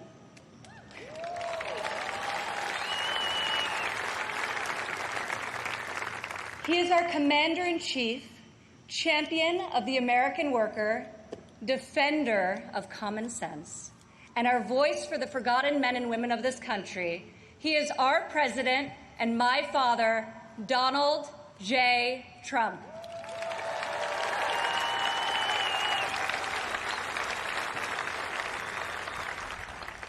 This evening, I want to tell you about the leader I know and the moments I wish every American could see. I want to tell you the story of a president who is fighting for you from dawn to midnight, when the cameras have left, the microphones are off, and the decisions really count. When Jared and I moved with our 3 young children to Washington, we didn't exactly know what we were in for, but our kids loved it from the start. My son, Joseph, promptly built Grandpa a Lego replica of the White House. The president still displays it on the mantle in the Oval Office right over there so that he can show world leaders, just so they know he has the greatest grandchildren on earth. I agree. Over the last 4 years, we've learned a lot. I've seen in Washington it's easy for politicians to survive if they silence their convictions and skip the hard fights. I couldn't believe so many politicians actually prefer to complain about a problem rather than fix it. I was shocked to see people leave major challenges unsolved so they can blame the other side, campaign on the same issue in the next election. But Donald Trump did not come to Washington to win praise from the Beltway elites. Donald Trump came to Washington for one reason, and one reason alone: to make America great again.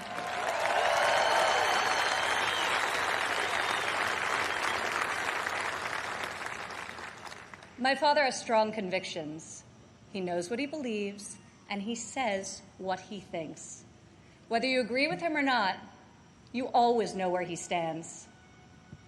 I recognize that my dad's communication style is not to everyone's taste, and I know that his tweets can feel a bit unfiltered.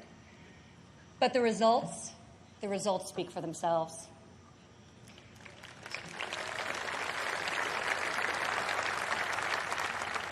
He is so unapologetic about his beliefs that he has caused me and countless Americans to take a hard look at our own convictions and ask ourselves, what do we stand for? What kind of America do we want to leave for our children? I am more certain than ever before we want a future where our kids can believe in American greatness. We want a society where every child can live in a safe community and go to a great school of their choice.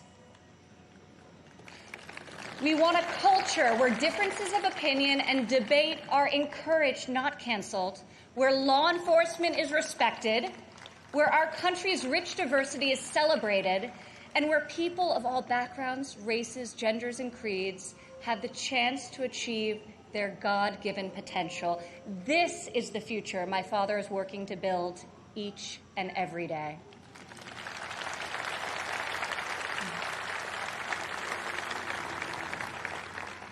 Building, after all, is what he's done his whole life. He has admired and befriended construction workers on countless job sites.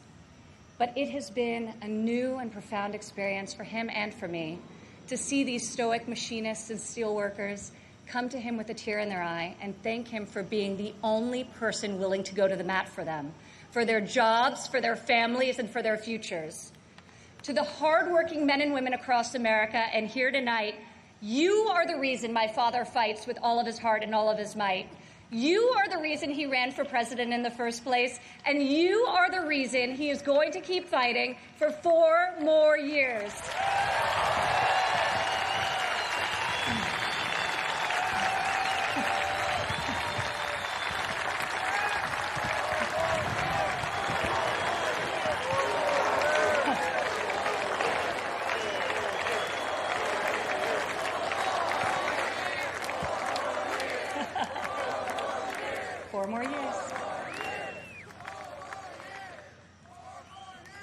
remember one evening in early February of 2018, we were in the Oval Office with my father's top economic advisors, and the president was pushing to keep the promise he made to renegotiate the bad trade deals that had gutted millions of middle-class jobs. Most of his advisors argued that the economy was so strong following our historic tax and regulatory cuts that it didn't make sense to risk rocking the boat. After the meeting, as I walked with my father back towards the residence, he said, "You know, the reason this has never been done before is because our leaders haven't had the guts. When the economy is good, they settle for good, and when things are bad, they don't have the will or ability, so they kick the can until it's someone else's problem." He was right. If my father didn't take on these fights, no one would. In the months that followed, President Trump refused to settle for a good deal. He wanted a great deal, and ultimately, that is exactly what we got.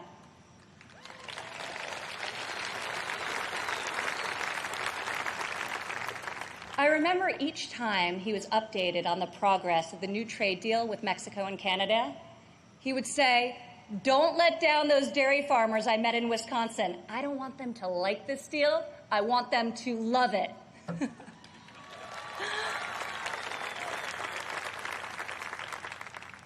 Today, in the midst of this unprecedented global pandemic, it's more clear than ever that our president was absolutely correct to take on trade when he did and bring our jobs, our factories, and our life-saving medicines back to the USA.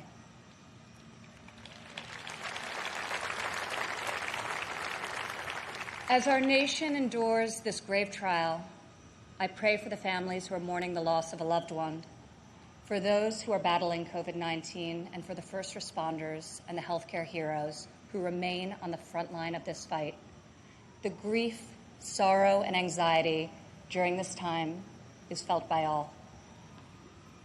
I've been with my father, and I've seen the pain in his eyes when he receives updates on the lives that have been stolen by this plague. I have witnessed him make some of the most difficult decisions of his life. I sat with him in the Oval Office as he stopped travel to Europe. I watched him take the strongest, most inclusive economy in a lifetime, the lowest unemployment in a half century, and the highest wage increase for working families in decades, and close it down to save American lives. It is why our president rapidly mobilized the full force of government and the private sector to produce ventilators within weeks, to build the most robust testing system in the world, and to develop safe and effective treatments, and very, very soon a vaccine. My father isn't deterred by defeatist thinkers. The word impossible, well, it only motivates him. Donald Trump rejects the cynical notion that this country's greatest achievements are behind us. He believes that nothing is beyond our reach and that the best is yet to come.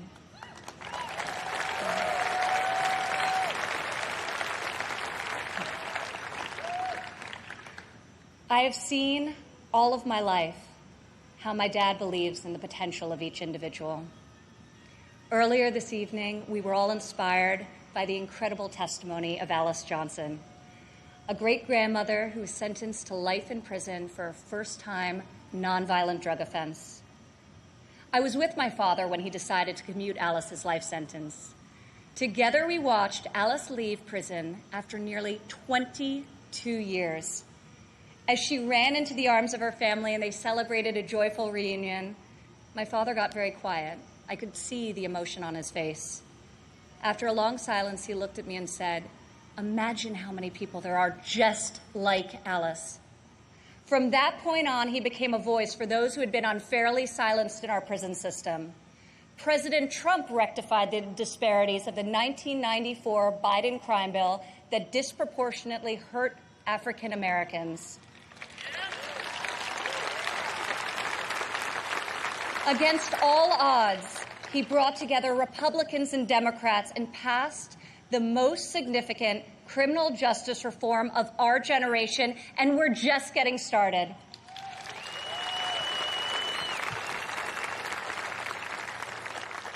My father did not campaign on this issue. He tackled this injustice because he has a deep compassion for those who have been treated unfairly. More than rhetoric and political prose, the ability to build consensus and achieve bipartisan success will help heal our country's racial inequities and bring us forward together. President Trump is advancing the American values of work and family. 4 years ago in Cleveland, I said President Trump would deliver for working women. Last year, over 70% of all new jobs were secured by women.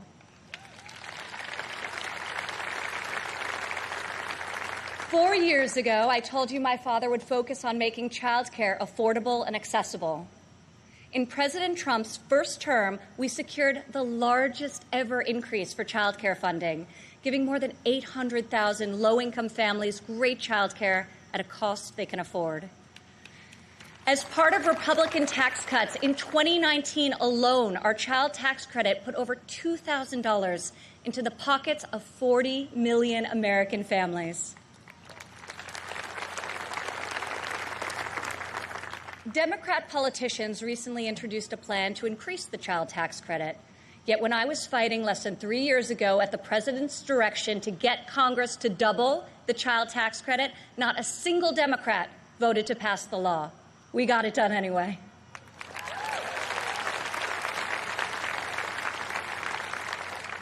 Four years ago, I promised that President Trump would support mothers in the workforce.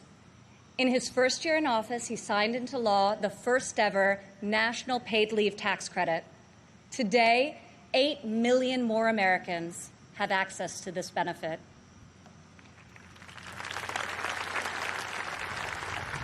Four years ago, I said that Americans needed an economy that permits people to rise again.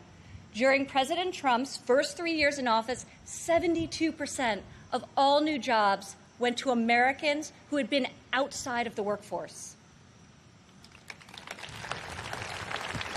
4 years ago, I told you I would fight alongside my father, and 4 years later, here I am.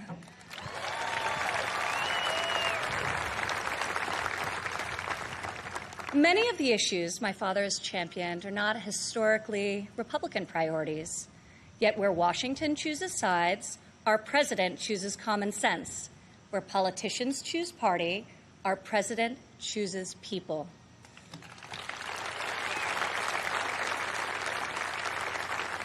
Since the day he took the oath of office, I've watched my father take on the failed policies of the past and do what no leader has done before.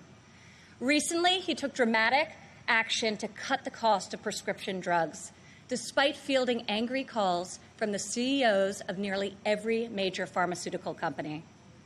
Now, when we see attack ads paid for by Big Pharma, my dad smiles and says to me, "You know, we're doing something really right if they're hitting us so hard."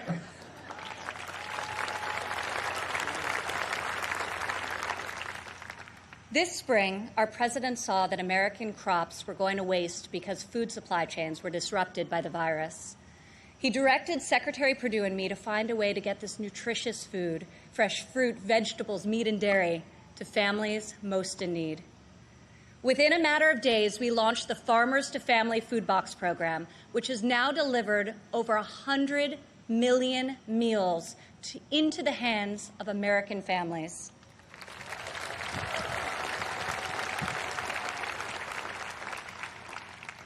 To protect the most vulnerable among us, I've worked alongside the president as he signed into law 9 pieces of legislation to combat the evil of human trafficking.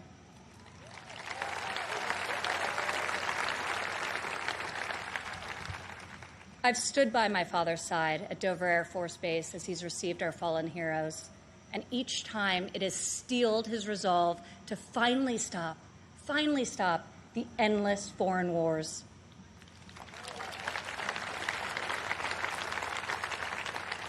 To change the paradigm in the Middle East, he took a fresh approach.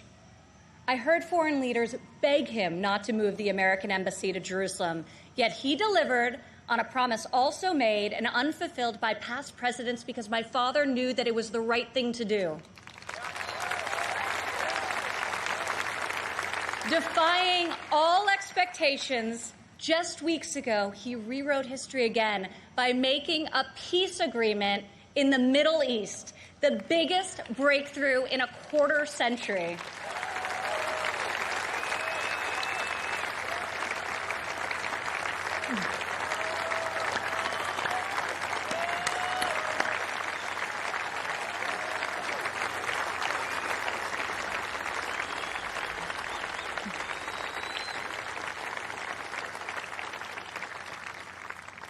For the first time in a long time, we have a president who has called out Washington's hypocrisy, and they hate him for it. Dad, people attack you for being unconventional, but I love you for being real, and I respect you for being effective. Our president refuses to surrender his beliefs to score point with the political elite. To my father, you are the elite. You are the only people he cares about scoring points with. If these problems were easy to solve, previous presidents would have done so. But you don't achieve different results by doing things the same way. Washington has not changed Donald Trump. Donald Trump has changed Washington.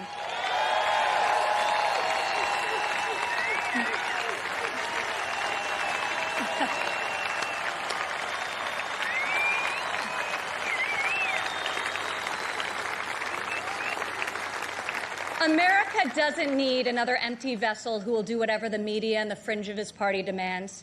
Now more than ever, America needs 4 more years of a warrior in the White House.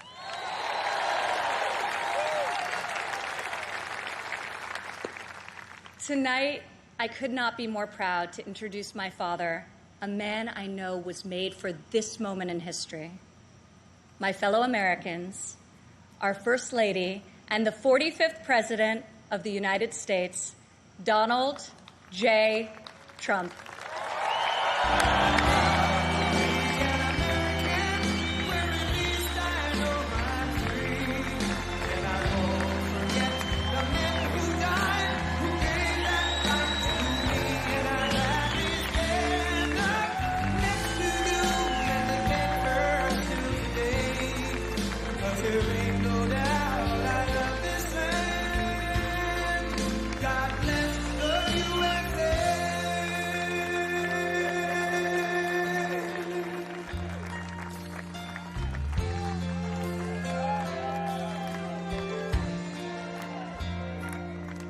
From the lakes of Minnesota to the hills of Tennessee, across the plains of Texas, from sea to shining sea, from Detroit down to Houston and New York to LA, where there's pride in every American heart, and it's time to stand and say,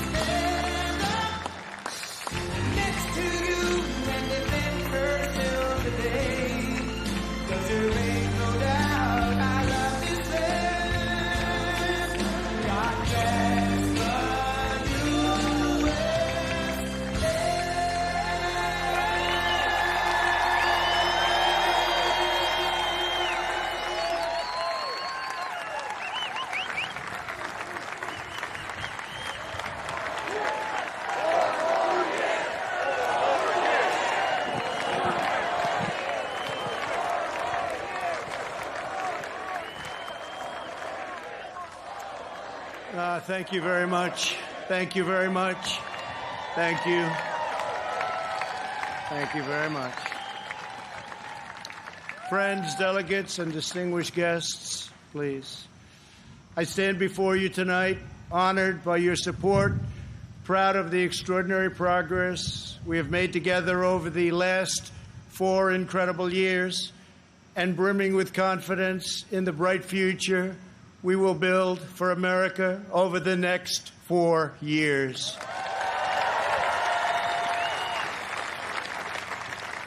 We begin this evening. Our thoughts are with the wonderful people who have just come through the wrath of Hurricane Laura. We are working closely with state and local officials in Texas, Louisiana, Arkansas, Mississippi, sparing no effort to save lives. While the hurricane was fierce, one of the strongest to make landfall in 150 years, the casualties and damage were far less than thought possible only 24 hours ago. And this is due to the great work of FEMA, law enforcement, and the individual states. I will be going this weekend, and congratulations. Thank you for that great job out there. We really appreciate it. We are one national family, and we will always protect, love, and care for each other. Here tonight are the people who have made my journey possible and filled my life with so much joy. For her incredible service to our nation and its children, I want to thank our magnificent First Lady.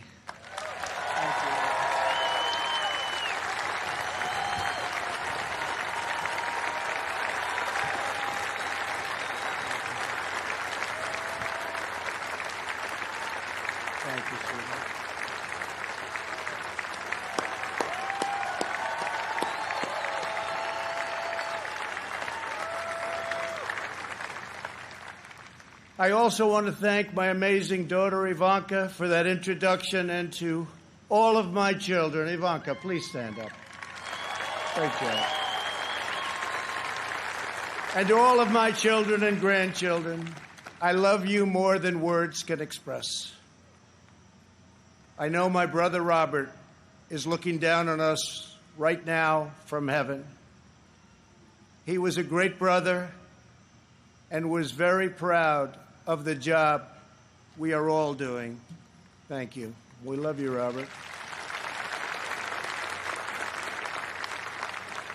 Let us also take a moment to show our profound appreciation for a man who has always fought by our side and stood up for our values, a man of deep faith and steadfast conviction, our Vice President, Mike Pence.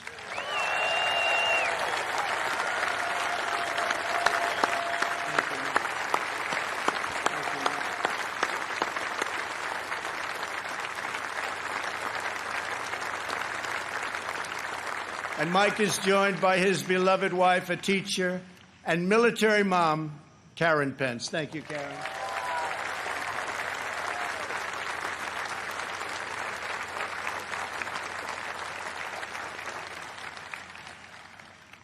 My fellow Americans, tonight, with a heart full of gratitude and boundless optimism, I profoundly accept this nomination for President of the United States.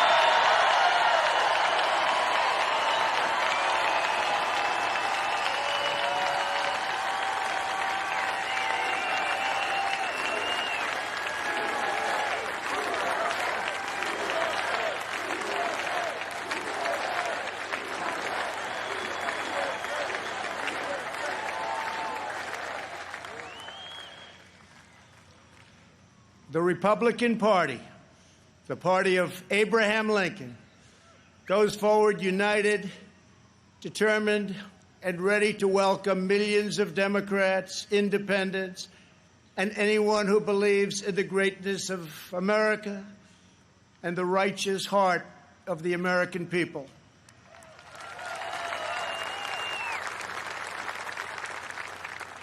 In a new term as president, we will again build the greatest economy in history, quickly returning to full employment, soaring incomes, and record prosperity.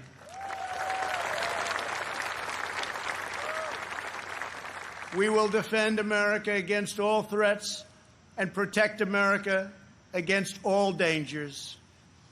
We will lead America into new frontiers of ambition and discovery, and we will reach for new heights of national achievement.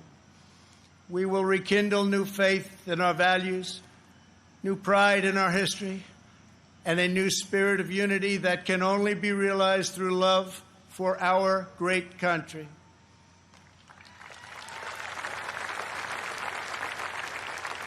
Because we understand that America is not a land cloaked in darkness. America is the torch that enlightens the entire world.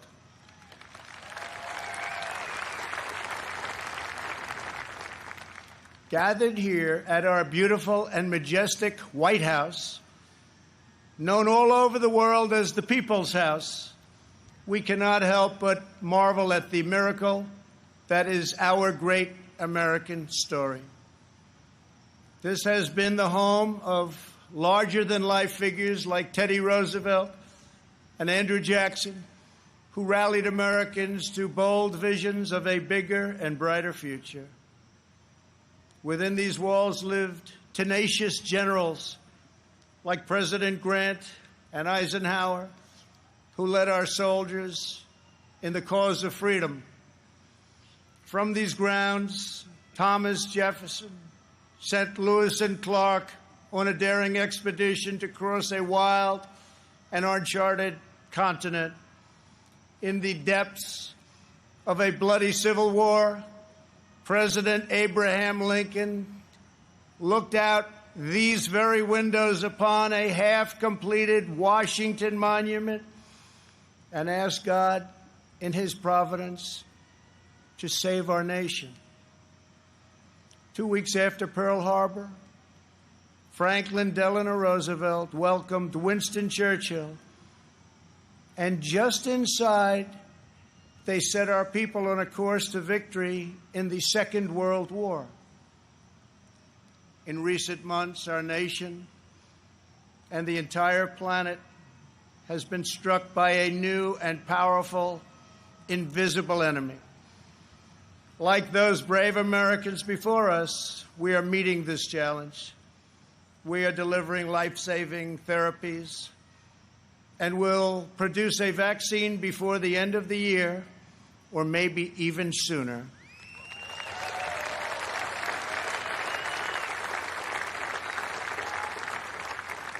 We will defeat the virus, end the pandemic, and emerge stronger than ever before.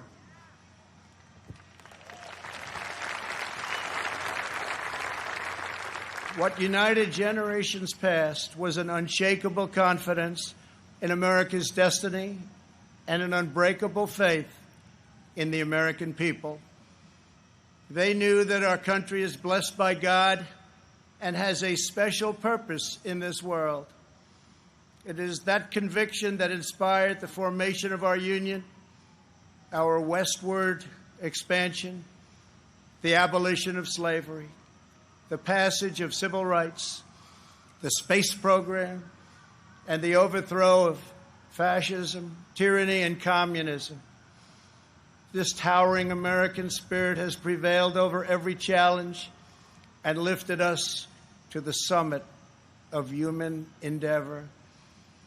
And yet, despite all of our greatness as a nation, everything we have achieved is now in danger.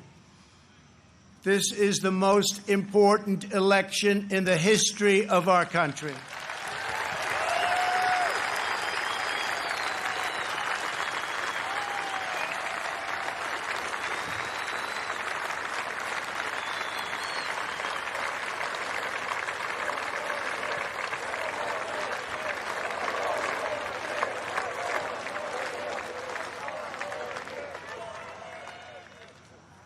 Thank you.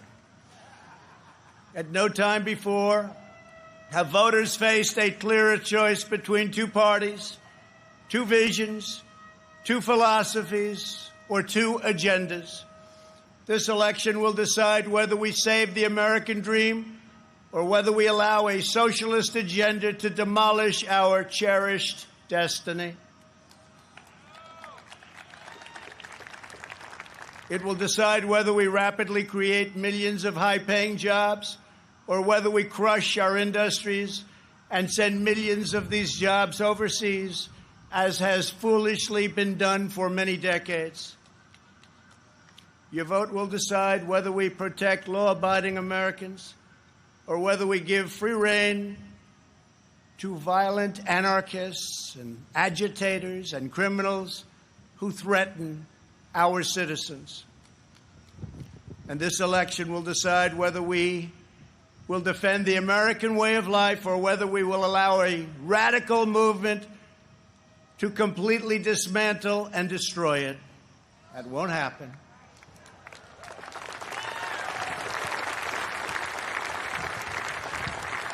At the Democrat National Convention, Joe Biden and his party repeatedly assailed America as a land of racial, economic, and social injustice.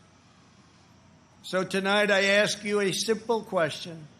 How can the Democrat Party ask to lead our country when it spends so much time tearing down our country?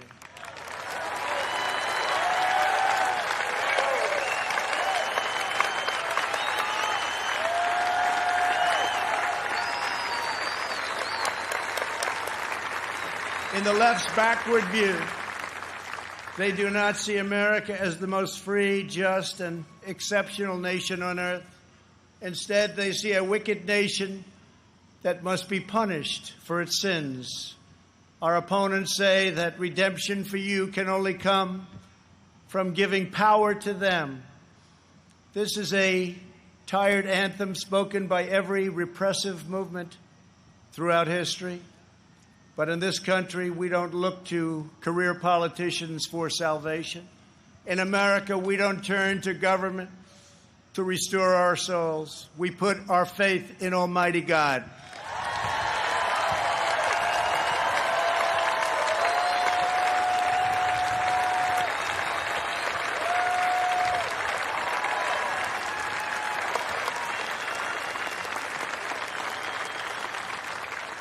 Joe Biden is not a savior of America's soul. He is the destroyer of America's jobs, and if given the chance, he will be the destroyer of American greatness. For 47 years, Joe Biden took the donations of blue-collar workers, gave them hugs and even kisses,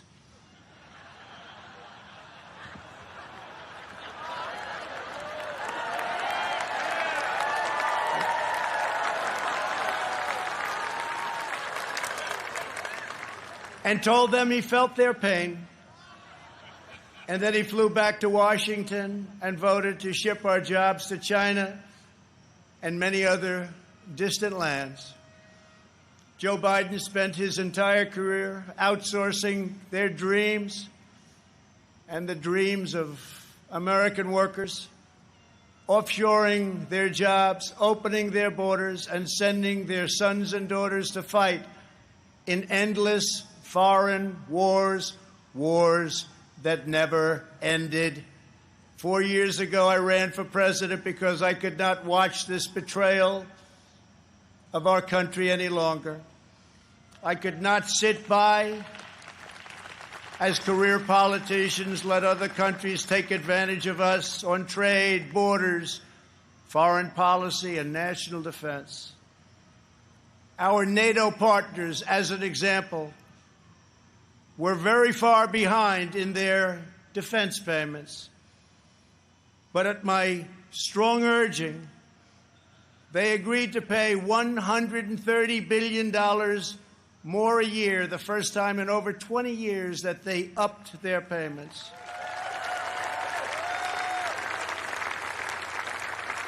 And this $130 billion will ultimately go to $400 billion a year. And Secretary General Stoltenberg, who heads NATO, was amazed after watching for so many years and said that President Trump did what no one else was able to do. Thank you.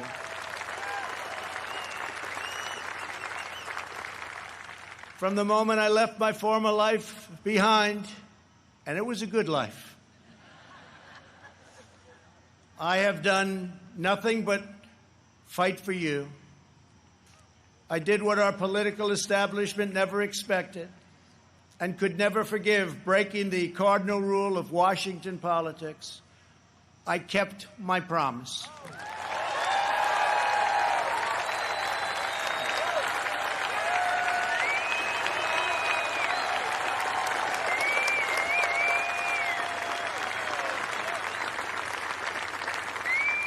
Together, we have ended the rule of the failed political class, and they are desperate to get their power back by any means necessary. You've seen that. They are angry at me because instead of putting them first, I very simply said, America first.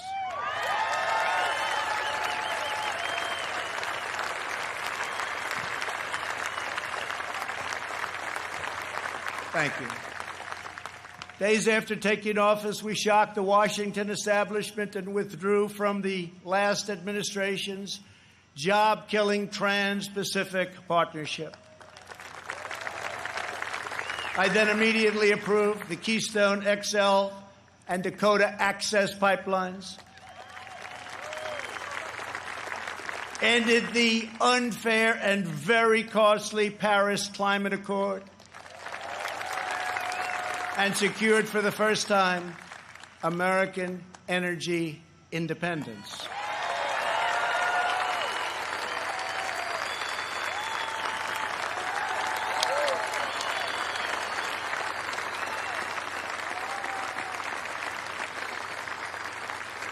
We passed record-setting tax and regulation cuts at a rate nobody had ever seen before. Within 3 short years, we built the strongest economy in the history of the world. Washington insiders asked me not to stand up to China. They pleaded with me to let China continue stealing our jobs, ripping us off, and robbing our country blind. But I kept my word to the American people. We took the toughest, boldest, strongest, and hardest-hitting action against China in American history by far.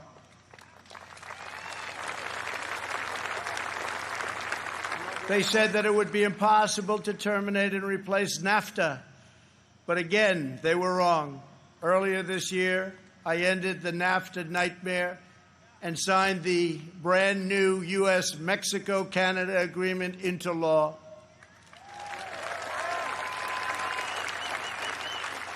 And right now, auto companies and others are building their plants and factories in America, not firing their employees, and not deserting us for other countries. In perhaps no area did the Washington special interests try harder to stop us than on my policy of pro-American immigration.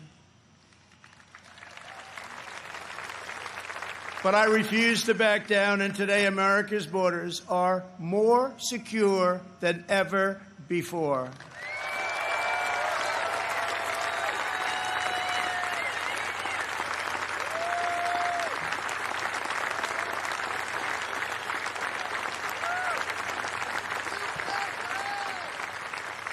Thank you. We ended catch and release, stopped asylum fraud, took down human traffickers who prey on women and children, and we have deported 20,000 gang members and 500,000 criminal aliens.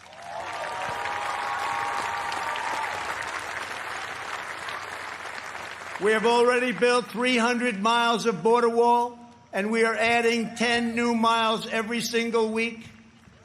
The wall will soon be complete, and it is working beyond our wildest expectations.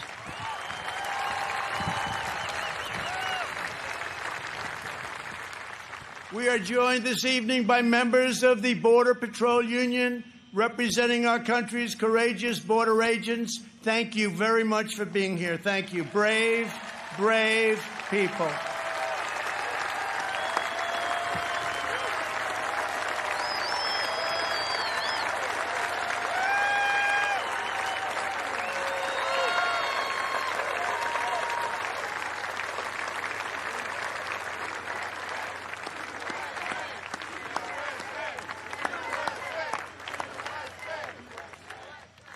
You see, this country loves our law enforcement. They do. They do. They really do. Love and respect. When I learned that the Tennessee Valley Authority laid off hundreds of American workers and forced them to train their lower-paid foreign replacement, I promptly removed the chairman of the board. And now those talented American workers have been rehired and are back providing power to Georgia, Alabama, Tennessee, Kentucky, Mississippi, North Carolina, and Virginia.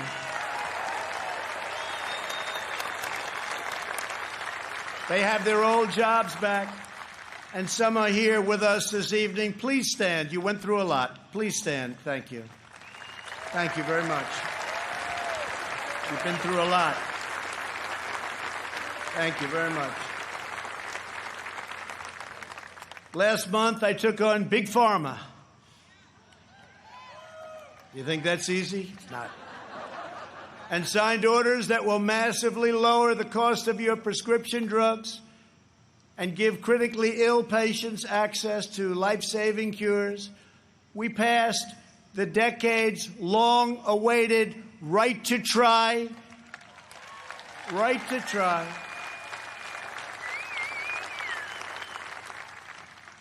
We also passed VA accountability and VA choice. Our great veterans, we're taking care of our veterans. 91% approval rating this month, the VA, given by our veterans. First time anything like that's ever happened.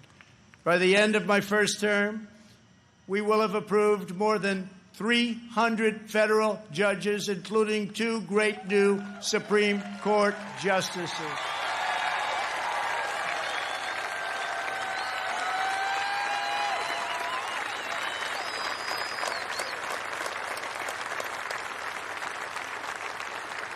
And to bring prosperity to our forgotten inner cities, we worked hard to pass historic criminal justice reform, prison reform, opportunity zones, and long-term funding of historically black colleges and universities.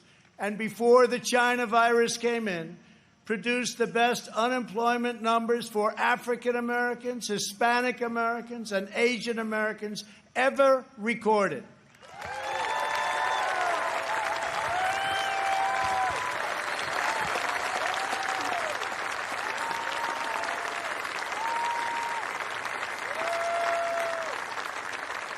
And I say very modestly that I have done more for the African-American community than any president since Abraham Lincoln, our first Republican president.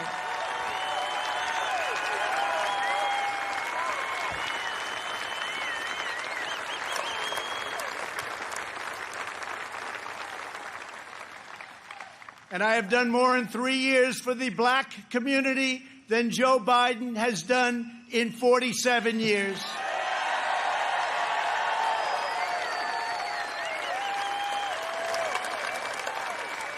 And when I'm reelected, the best is yet to come.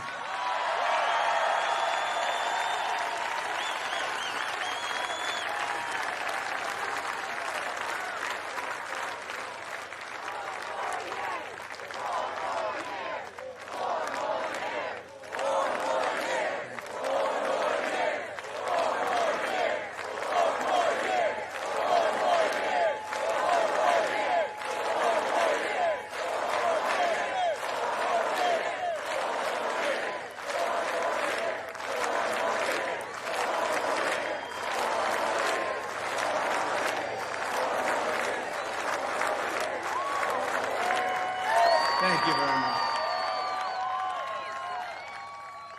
When I took office, the Middle East was in total chaos. ISIS was rampaging, Iran was on the rise, and the war in Afghanistan had no end in sight. I withdrew from the terrible one-sided Iran nuclear deal. Unlike many presidents before me, I kept my promise, recognized Israel's true capital, and moved our embassy to Jerusalem.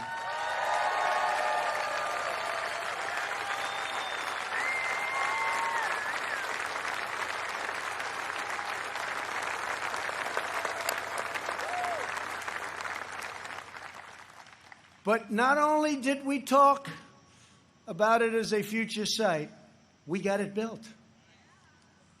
Rather than spending $1 billion on a new building as planned, we took an already owned existing building in a better location.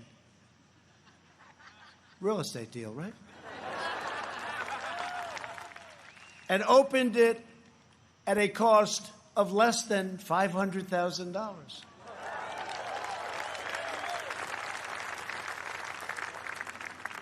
Many things like that government is doing right now. We also recognized Israeli sovereignty over the Golan Heights.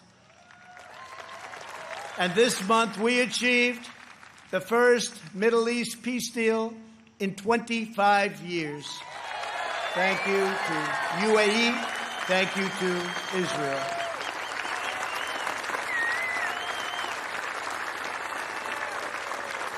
In addition, we obliterated 100% of the ISIS caliphate and killed its founder and leader, Abu Bakr al-Baghdadi.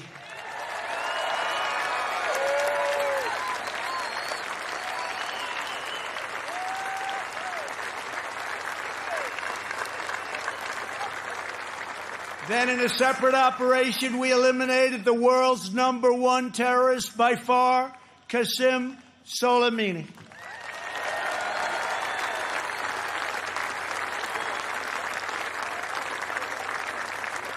Unlike previous administrations, I have kept America out of new wars, and our troops are coming home. We have spent nearly $2.5 trillion on completely rebuilding our military, which was very badly depleted when I took office, as you know. This includes 3 separate pay raises for our great warriors.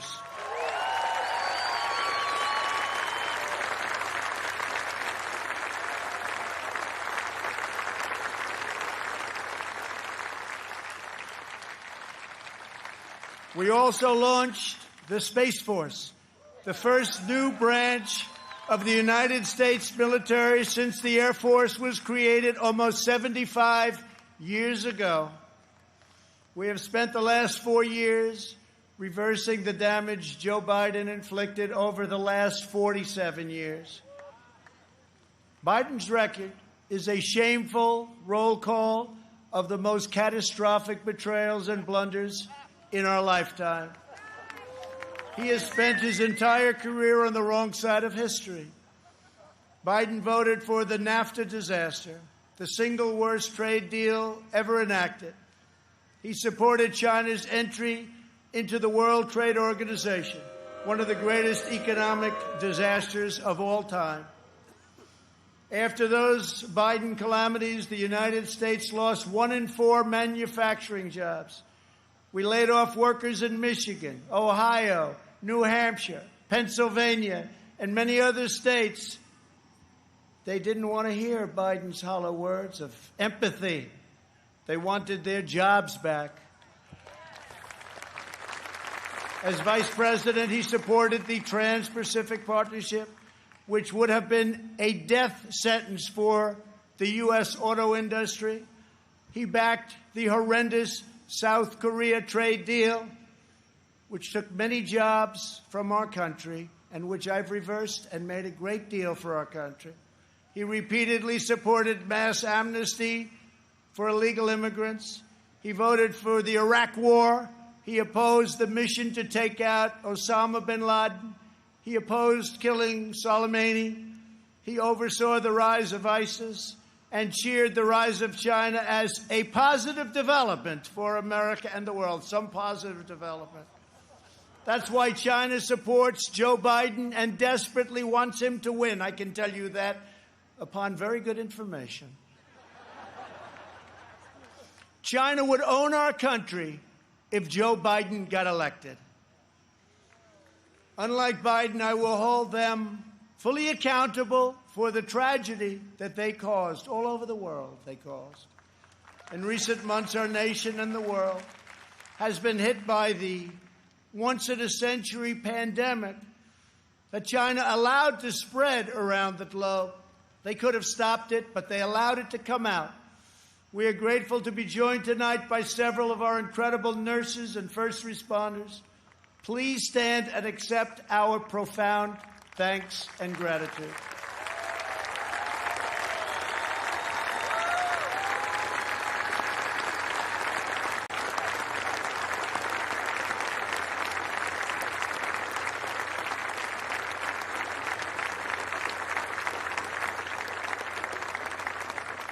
Many Americans, including me, have sadly lost friends and cherished loved ones to this horrible disease. As one nation, we mourn, we grieve, and we hold in our hearts forever the memories of all of those lives that have been so tragically taken, so unnecessary. In their honor, we will unite. In their memory, we will overcome. And when the China virus hit, we launched the largest national mobilization since World War II. Invoking the Defense Production Act, we produced the world's largest supply of ventilators. Not a single American who has needed a ventilator has been denied a ventilator, which is a miracle.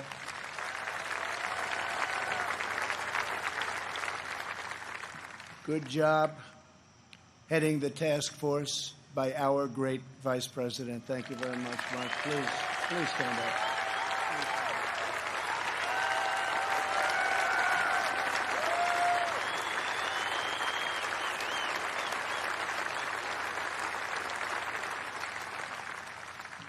We shipped hundreds of millions of masks, gloves, and gowns to our frontline healthcare workers.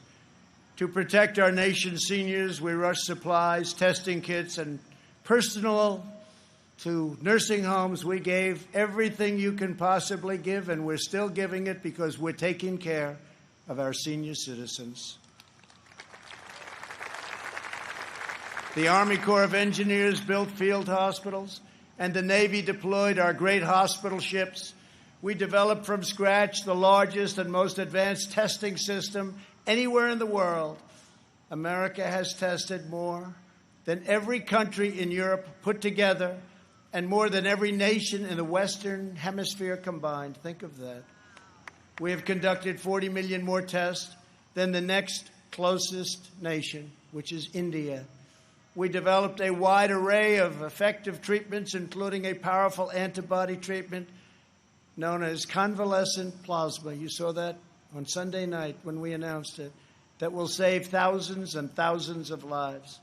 Thanks to advances, we have pioneered the fatality rate, and you look at it and you look at the numbers, it has been reduced by 80% since April, 80%.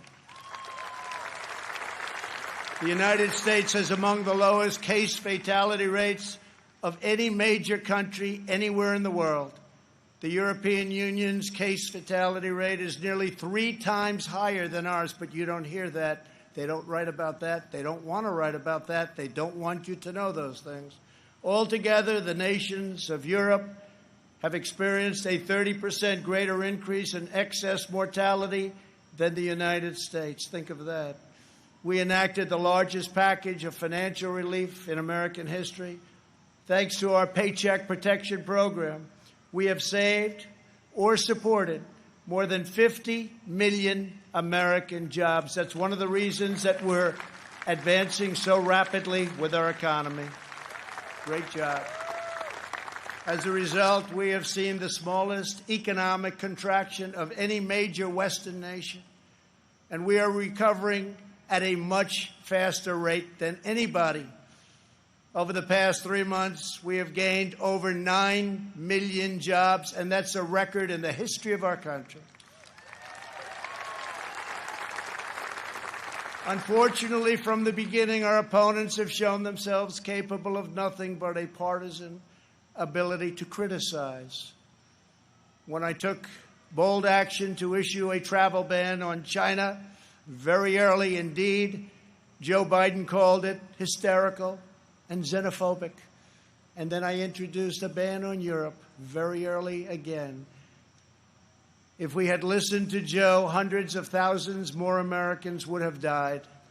Instead of following the science, Joe Biden wants to inflict a painful shutdown on the entire country. His shutdown would inflict unthinkable and lasting harm on our nation's children, families, and citizens of all backgrounds.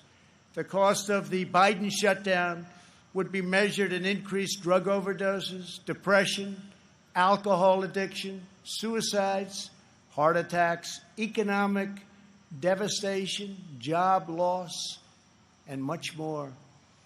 Joe Biden's plan is not a solution to the virus, but rather it's a surrender to the virus.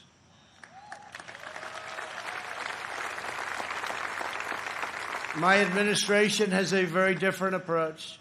To save as many lives as possible, we are focusing on the science, the facts, and the data. We are aggressively sheltering those at highest risk, especially the elderly, while allowing lower-risk Americans to safely return to work and to school. And we want to see so many of those great states be opened by Democrats. We want them to be open. They have to be open. They have to get back to work. They have to get back to work, and they have to get back to school. Most importantly, we are marshaling America's scientific genius to produce a vaccine in record time. Under Operation Warp Speed, we have 3 different vaccines in the final stage of trials. Right now, years ahead of what has been achieved before. Nobody thought it could ever be done this fast. Normally, it would be years, and we did it in a matter of a few months. We are producing them in advance so that hundreds of millions of doses will be quickly available. We will have a safe and effective vaccine this year, and together we will crush the virus.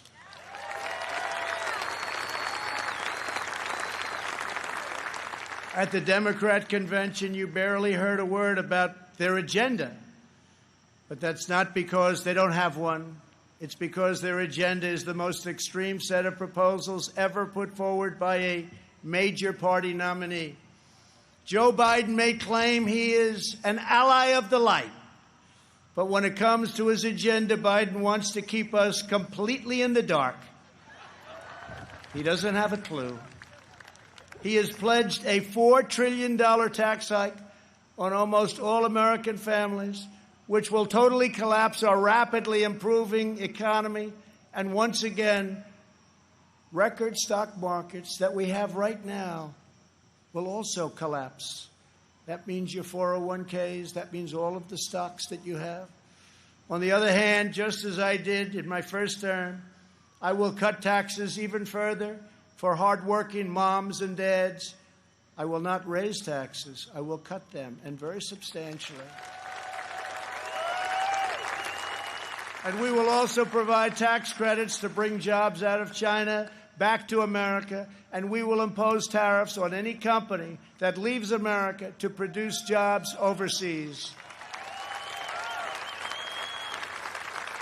We will make sure our companies and jobs stay in our country, as I've already been doing for quite some time, if you've noticed. Joe Biden's agenda is made in China. My agenda is made in the USA.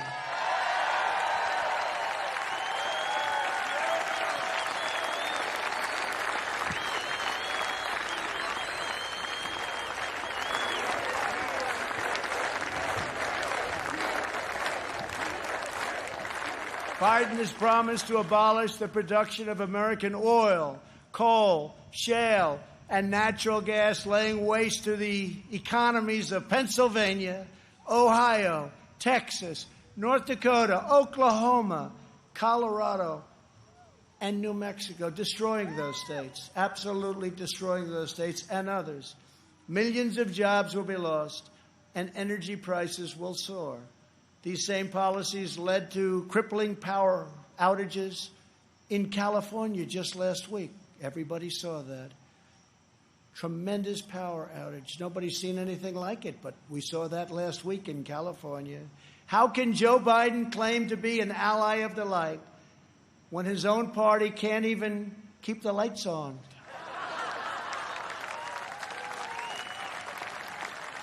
Joe Biden's campaign has even published a 110-page policy platform. You can't get away from this. Co-authored with far-left Senator Crazy Bernie Sanders.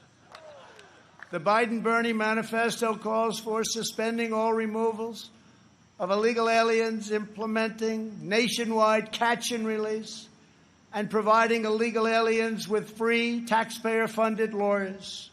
Everybody gets a lawyer. Come on over to our country. Everybody has a lawyer. We have a lawyer for you. That's what we need is more lawyers.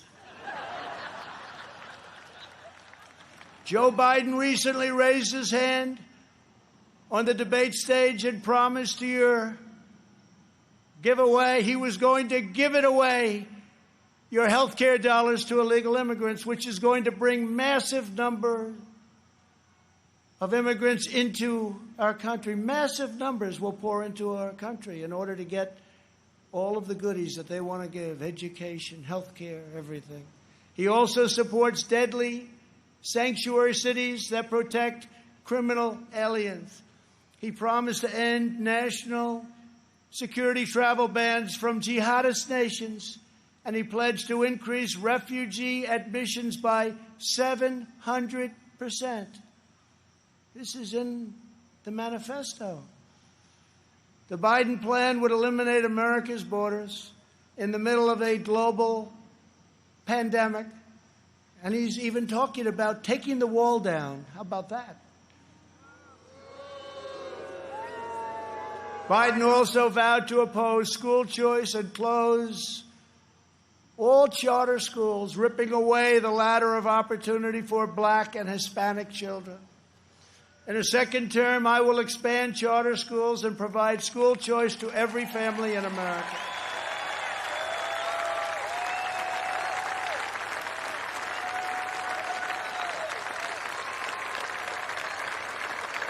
And we will always treat our teachers with the tremendous respect that they deserve. Great people. Great, great people. Joe Biden claims he has empathy for the vulnerable, yet the party he leads supports the extreme late-term abortion of defenseless babies right up until the moment of birth. Democrat leaders talk about moral decency, but they have no problem with stopping a baby's beating heart in the 9th month of pregnancy. Democrat politicians refuse to protect innocent life, and then they lecture us about morality and saving America's soul. Tonight, we proudly declare that all children, born and unborn, have a God-given right to life.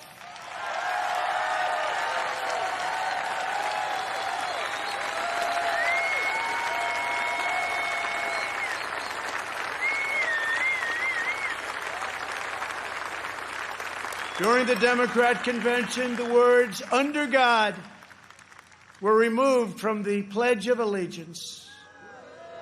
Not once, but twice. We will never do that. But the fact is, this is where they're coming from. Like it or not, this is where they're coming from. If the left gains power, they will demolish the suburbs, confiscate your guns, and appoint justices who will wipe away your Second Amendment and other constitutional freedoms. Biden is a Trojan horse for socialism. If Joe Biden doesn't have the strength to stand up to wild-eyed Marxists like Bernie Sanders and his fellow radicals, and there are many, we see them all the time, it's incredible actually, then how is he ever going to stand up for you? He's not. The most dangerous aspect of the Biden platform is the attack on public safety. The Biden-Bernie manifesto calls for abolishing cash bail, immediately releasing 400,000 criminals onto the streets and into your neighborhoods. When asked if he supports cutting police funding, Joe Biden replied, yes, absolutely.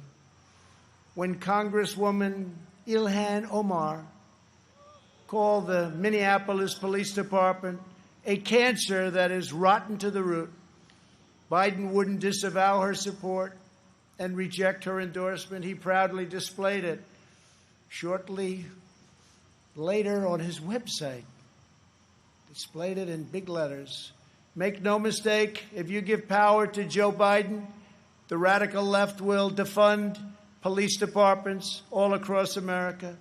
They will pass federal legislation to reduce law enforcement nationwide. They will make every city look like Democrat-run Portland, Oregon. No one will be safe in Biden's America. My administration will always stand with the men and women of law enforcement.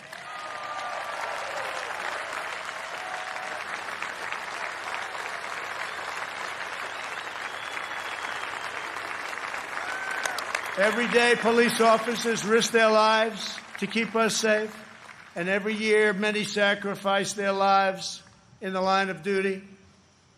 One of these incredible Americans was Detective Miostas Familia. She was part of a team of American heroes called the NYPD, or New York's Finest, who I was very, very proud to get their endorsement just the other day. Great people, great people. They were allowed to do their job. You'd have no crime in New York. Rudy Giuliani knows that better than anybody. Thank you, Rudy.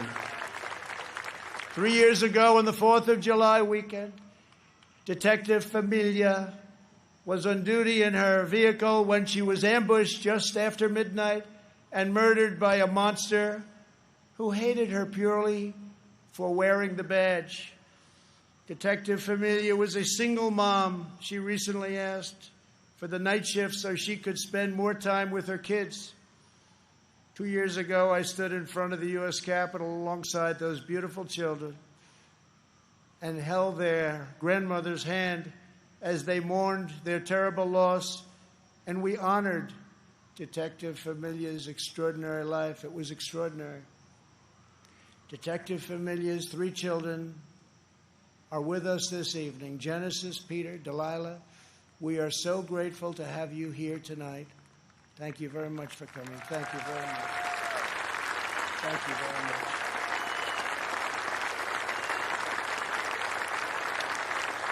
Thank you very much.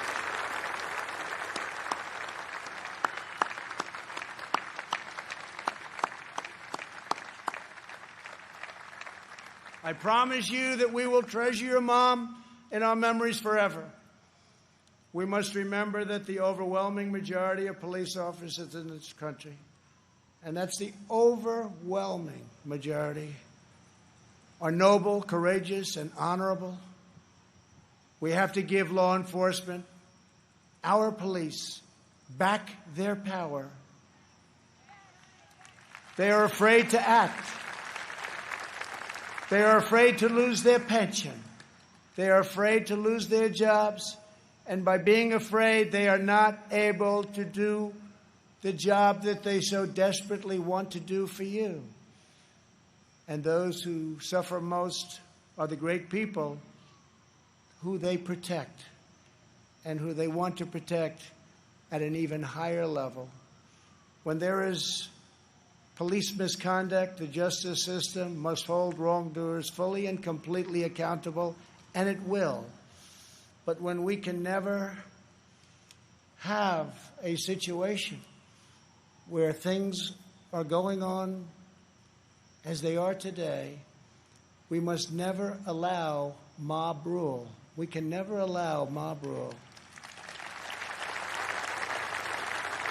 In the strongest possible terms, the Republican Party condemns the rioting, looting, arson, and violence we have seen in Democrat-run cities all, like Kenosha, Minneapolis, Portland, Chicago, and New York, and many others, Democrat-run. There is violence and danger in the streets of many Democrat-run cities throughout America. This problem could easily be fixed if they wanted to.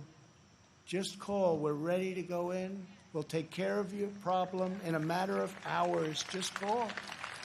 We have to wait for the call. It's too bad we have to, but we have to wait for the call.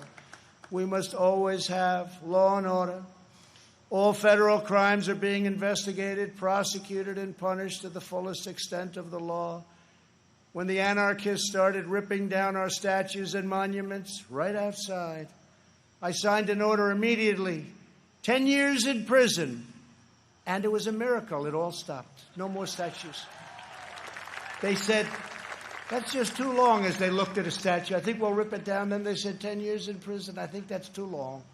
Let's go home. During their convention, Joe Biden and his supporters remained completely silent about the rioters and criminals spreading mayhem in Democrat-run cities. They never even mentioned it during their entire convention. Never once mentioned. Now they're starting to mention it because their poll numbers are going down like a rock in water. It's too late, Joe. In the face of left-wing anarchy and mayhem in Minneapolis, Chicago, and other cities, Joe Biden's campaign did not condemn it. They donated to it. At least 13 members of Joe Biden's campaign staff donated to a fund to bail out vandals, arsonists, anarchists, looters, and rioters from jail. Here tonight is the grieving family of retired police captain David Dorn, a 38-year veteran of the St. Louis Police Department, a great man and a highly respected man by all. In June, Captain Dorn was shot and killed as he tried to protect a store from rioters and looters, or as the Democrats would call them, peaceful protesters. They call them peaceful protesters. We're honored to be joined tonight by his wonderful wife, Ann, and beloved family members, Brian and Kaylin. To each of you, we will never forget the heroic legacy of Captain David Dorn. Thank you very much for being here. Thank you.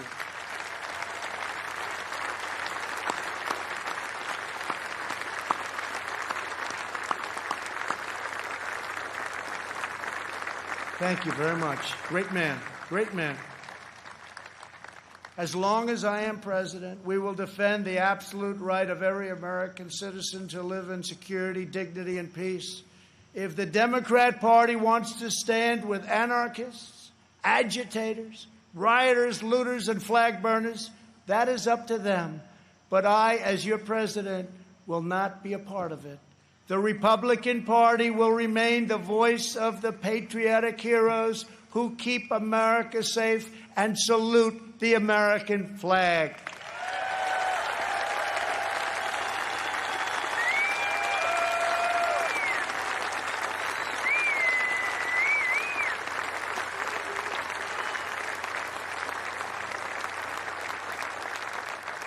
Last year, over 1,000 African Americans were murdered as a result of violent crime in just 4 Democrat-run cities. The top 10 most dangerous cities in the country are run by Democrats and have been for many decades. Thousands more African Americans are victims of violent crime in these communities. Joe Biden and the left ignore these American victims. I never will. If the radical left takes power, they will apply their disastrous policies to every city, town, and suburb in America. Just imagine if the so-called peaceful demonstrators in the streets were in charge of every lever of power in the U.S. government. Just think of that. Liberal politicians claim to be concerned about the strength of American institutions. But who exactly is attacking them? Who is hiring the radical professors, judges, and prosecutors? Who is trying to abolish immigration enforcement and establish speech codes designed to muzzle dissent? In every case, the attacks on American institutions are being waged by radical left. Always remember, they are coming after me because I am fighting for you. That's what's happening. And it's been going on from before I even got elected.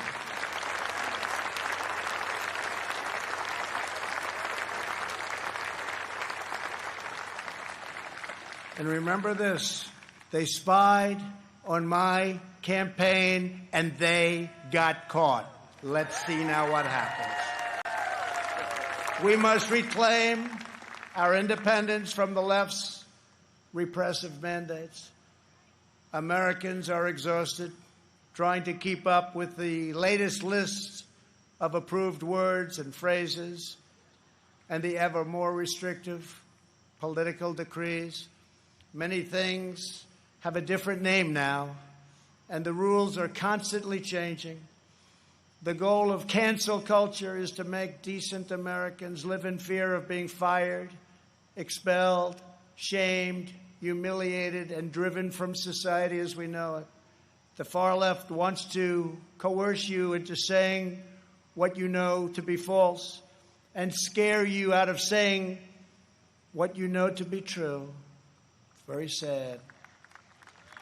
But on November 3rd, you can send them a very thundering message they will never forget.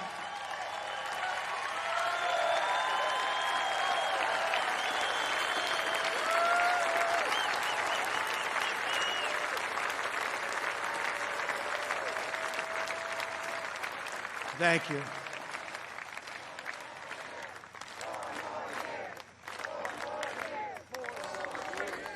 Thank you very much.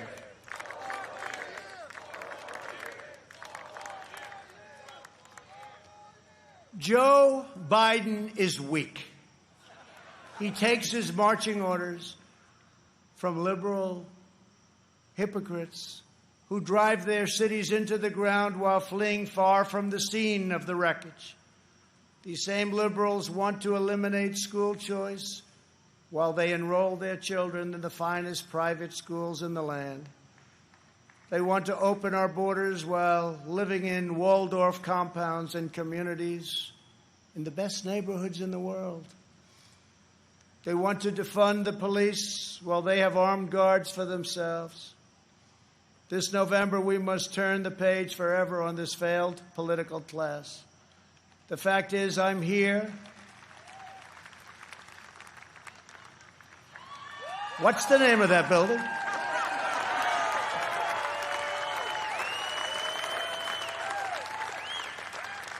But I'll say it differently. The fact is, we're here and they're not.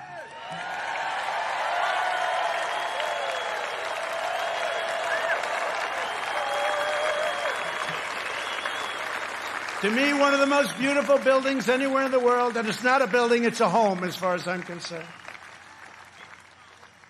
Not even a house, it's a home. It's a wonderful place with an incredible history. But it's all because of you. Together we will write the next chapter of the great American story. Over the next 4 years, we will make America into the manufacturing superpower of the world. We will expand opportunity zones. Thank you, Tim Scott. Bring home our medical supply chains, and we will end our resilience for bad things. We will go right after China. We will not rely on them one bit. We're taking our business out of China. We are bringing it home. We want our business to come home. We will continue to reduce taxes and regulations at levels not seen before. We will create 10 million jobs in the next 10 months, and it'll be higher than that. We will hire more police, increase penalties for assaults on law enforcement, and surge federal prosecutors into high-crime communities.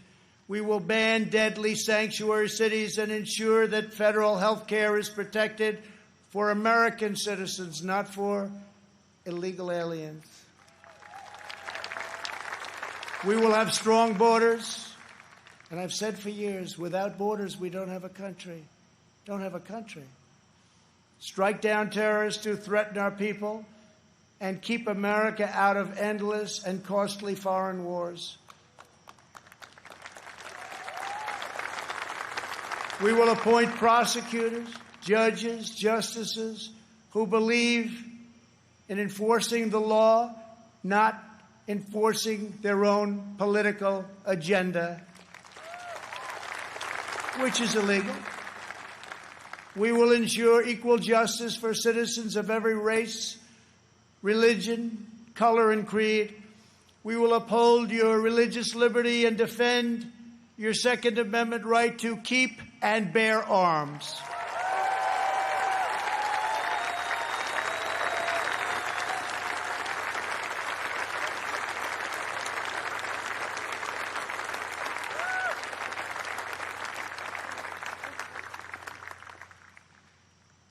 And if we don't win, your Second Amendment doesn't have a chance. I can tell you that.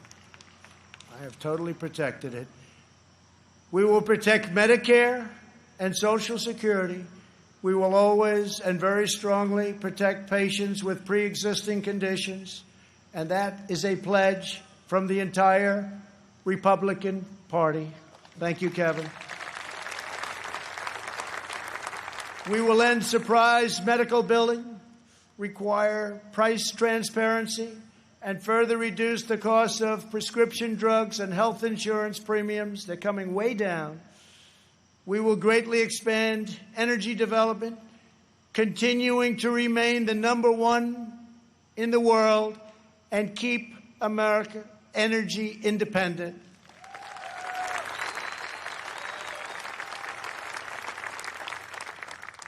And for those of you that still drive a car, look how low your gasoline bill is. You haven't seen that in a long time. We will win the race to 5G and build the world's best cyber and missile defense, already under construction. We will fully restore patriotic education to our schools and always protect. We will always, always protect free speech on college campuses.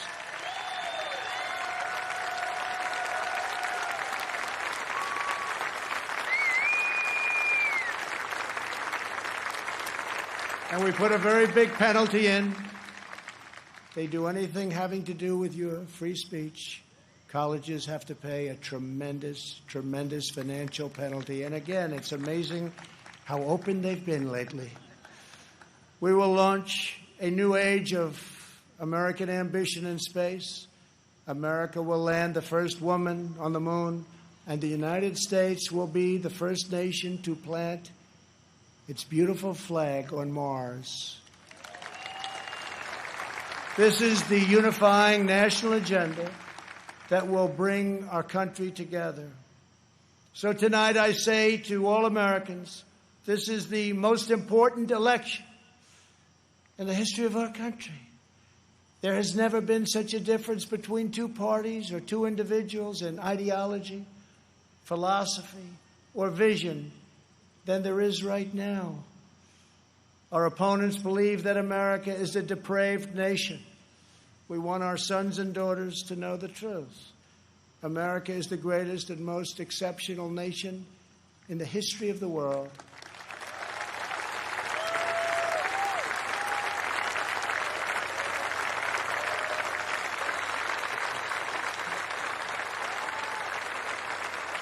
Our country wasn't built by cancel culture, speech codes, and soul-crushing conformity. We are not a nation of timid spirits. We are a nation of fierce, proud, and independent American patriots. We're a nation of pilgrims, pioneers, adventurers, explorers, and trailblazers who refuse to be tied down, held back, or in any way reined in. Americans have steel in their spines, grit in their souls, and fire in their hearts. There is no one like us on earth. I want every child in America to know that you are part of the most exciting and incredible adventure in human history. No matter where your family comes from, no matter your background in America, anyone can rise. With hard work, devotion, and drive, you can reach any goal and achieve every ambition. Our American ancestors sailed across the perilous ocean to build a new life on a new continent. They braved the freezing winters, crossed the raging rivers, scaled the rocky peaks, trekked the dangerous forests, and worked from dawn till dusk. These pioneers didn't have money, they didn't have fame, but they had each other. They loved their families, they loved their country, and they loved their God. When opportunity beckoned,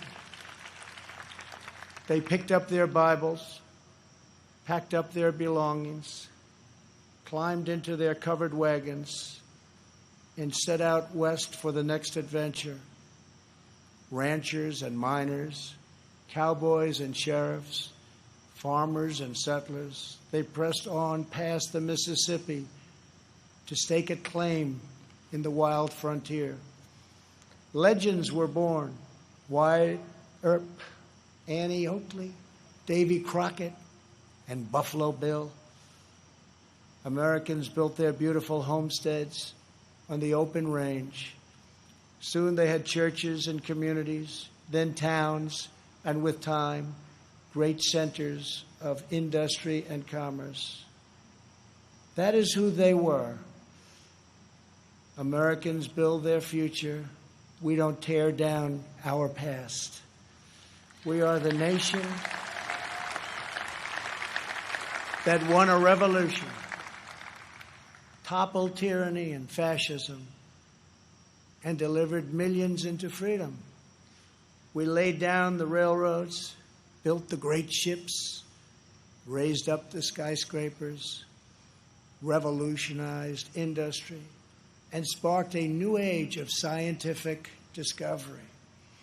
We set the trends in art and music, radio and film, sport and literature, and we did it all with style and confidence and flair, because that is who we are. Whenever our way of life was threatened, our heroes answered the call. From Yorktown to Gettysburg, from Normandy to Iwo Jima, American patriots raced into cannon blasts, bullets, and bayonets to rescue American liberty. They had no fear, but America didn't stop there. We looked into the sky and kept pressing onward. We built a 6 million pound rocket and launched it thousands of miles into space. We did it so that two brave patriots could stand tall and salute our wondrous American flag planted on the face of the moon. For America, nothing is impossible. Over the next 4 years, we will prove worthy of this magnificent legacy. We will reach stunning new heights, and we will show that the world, for America, there is a dream, and it is not beyond your reach. Together we are unstoppable. Together we are unbeatable, because together we are the proud citizens of the United States of America.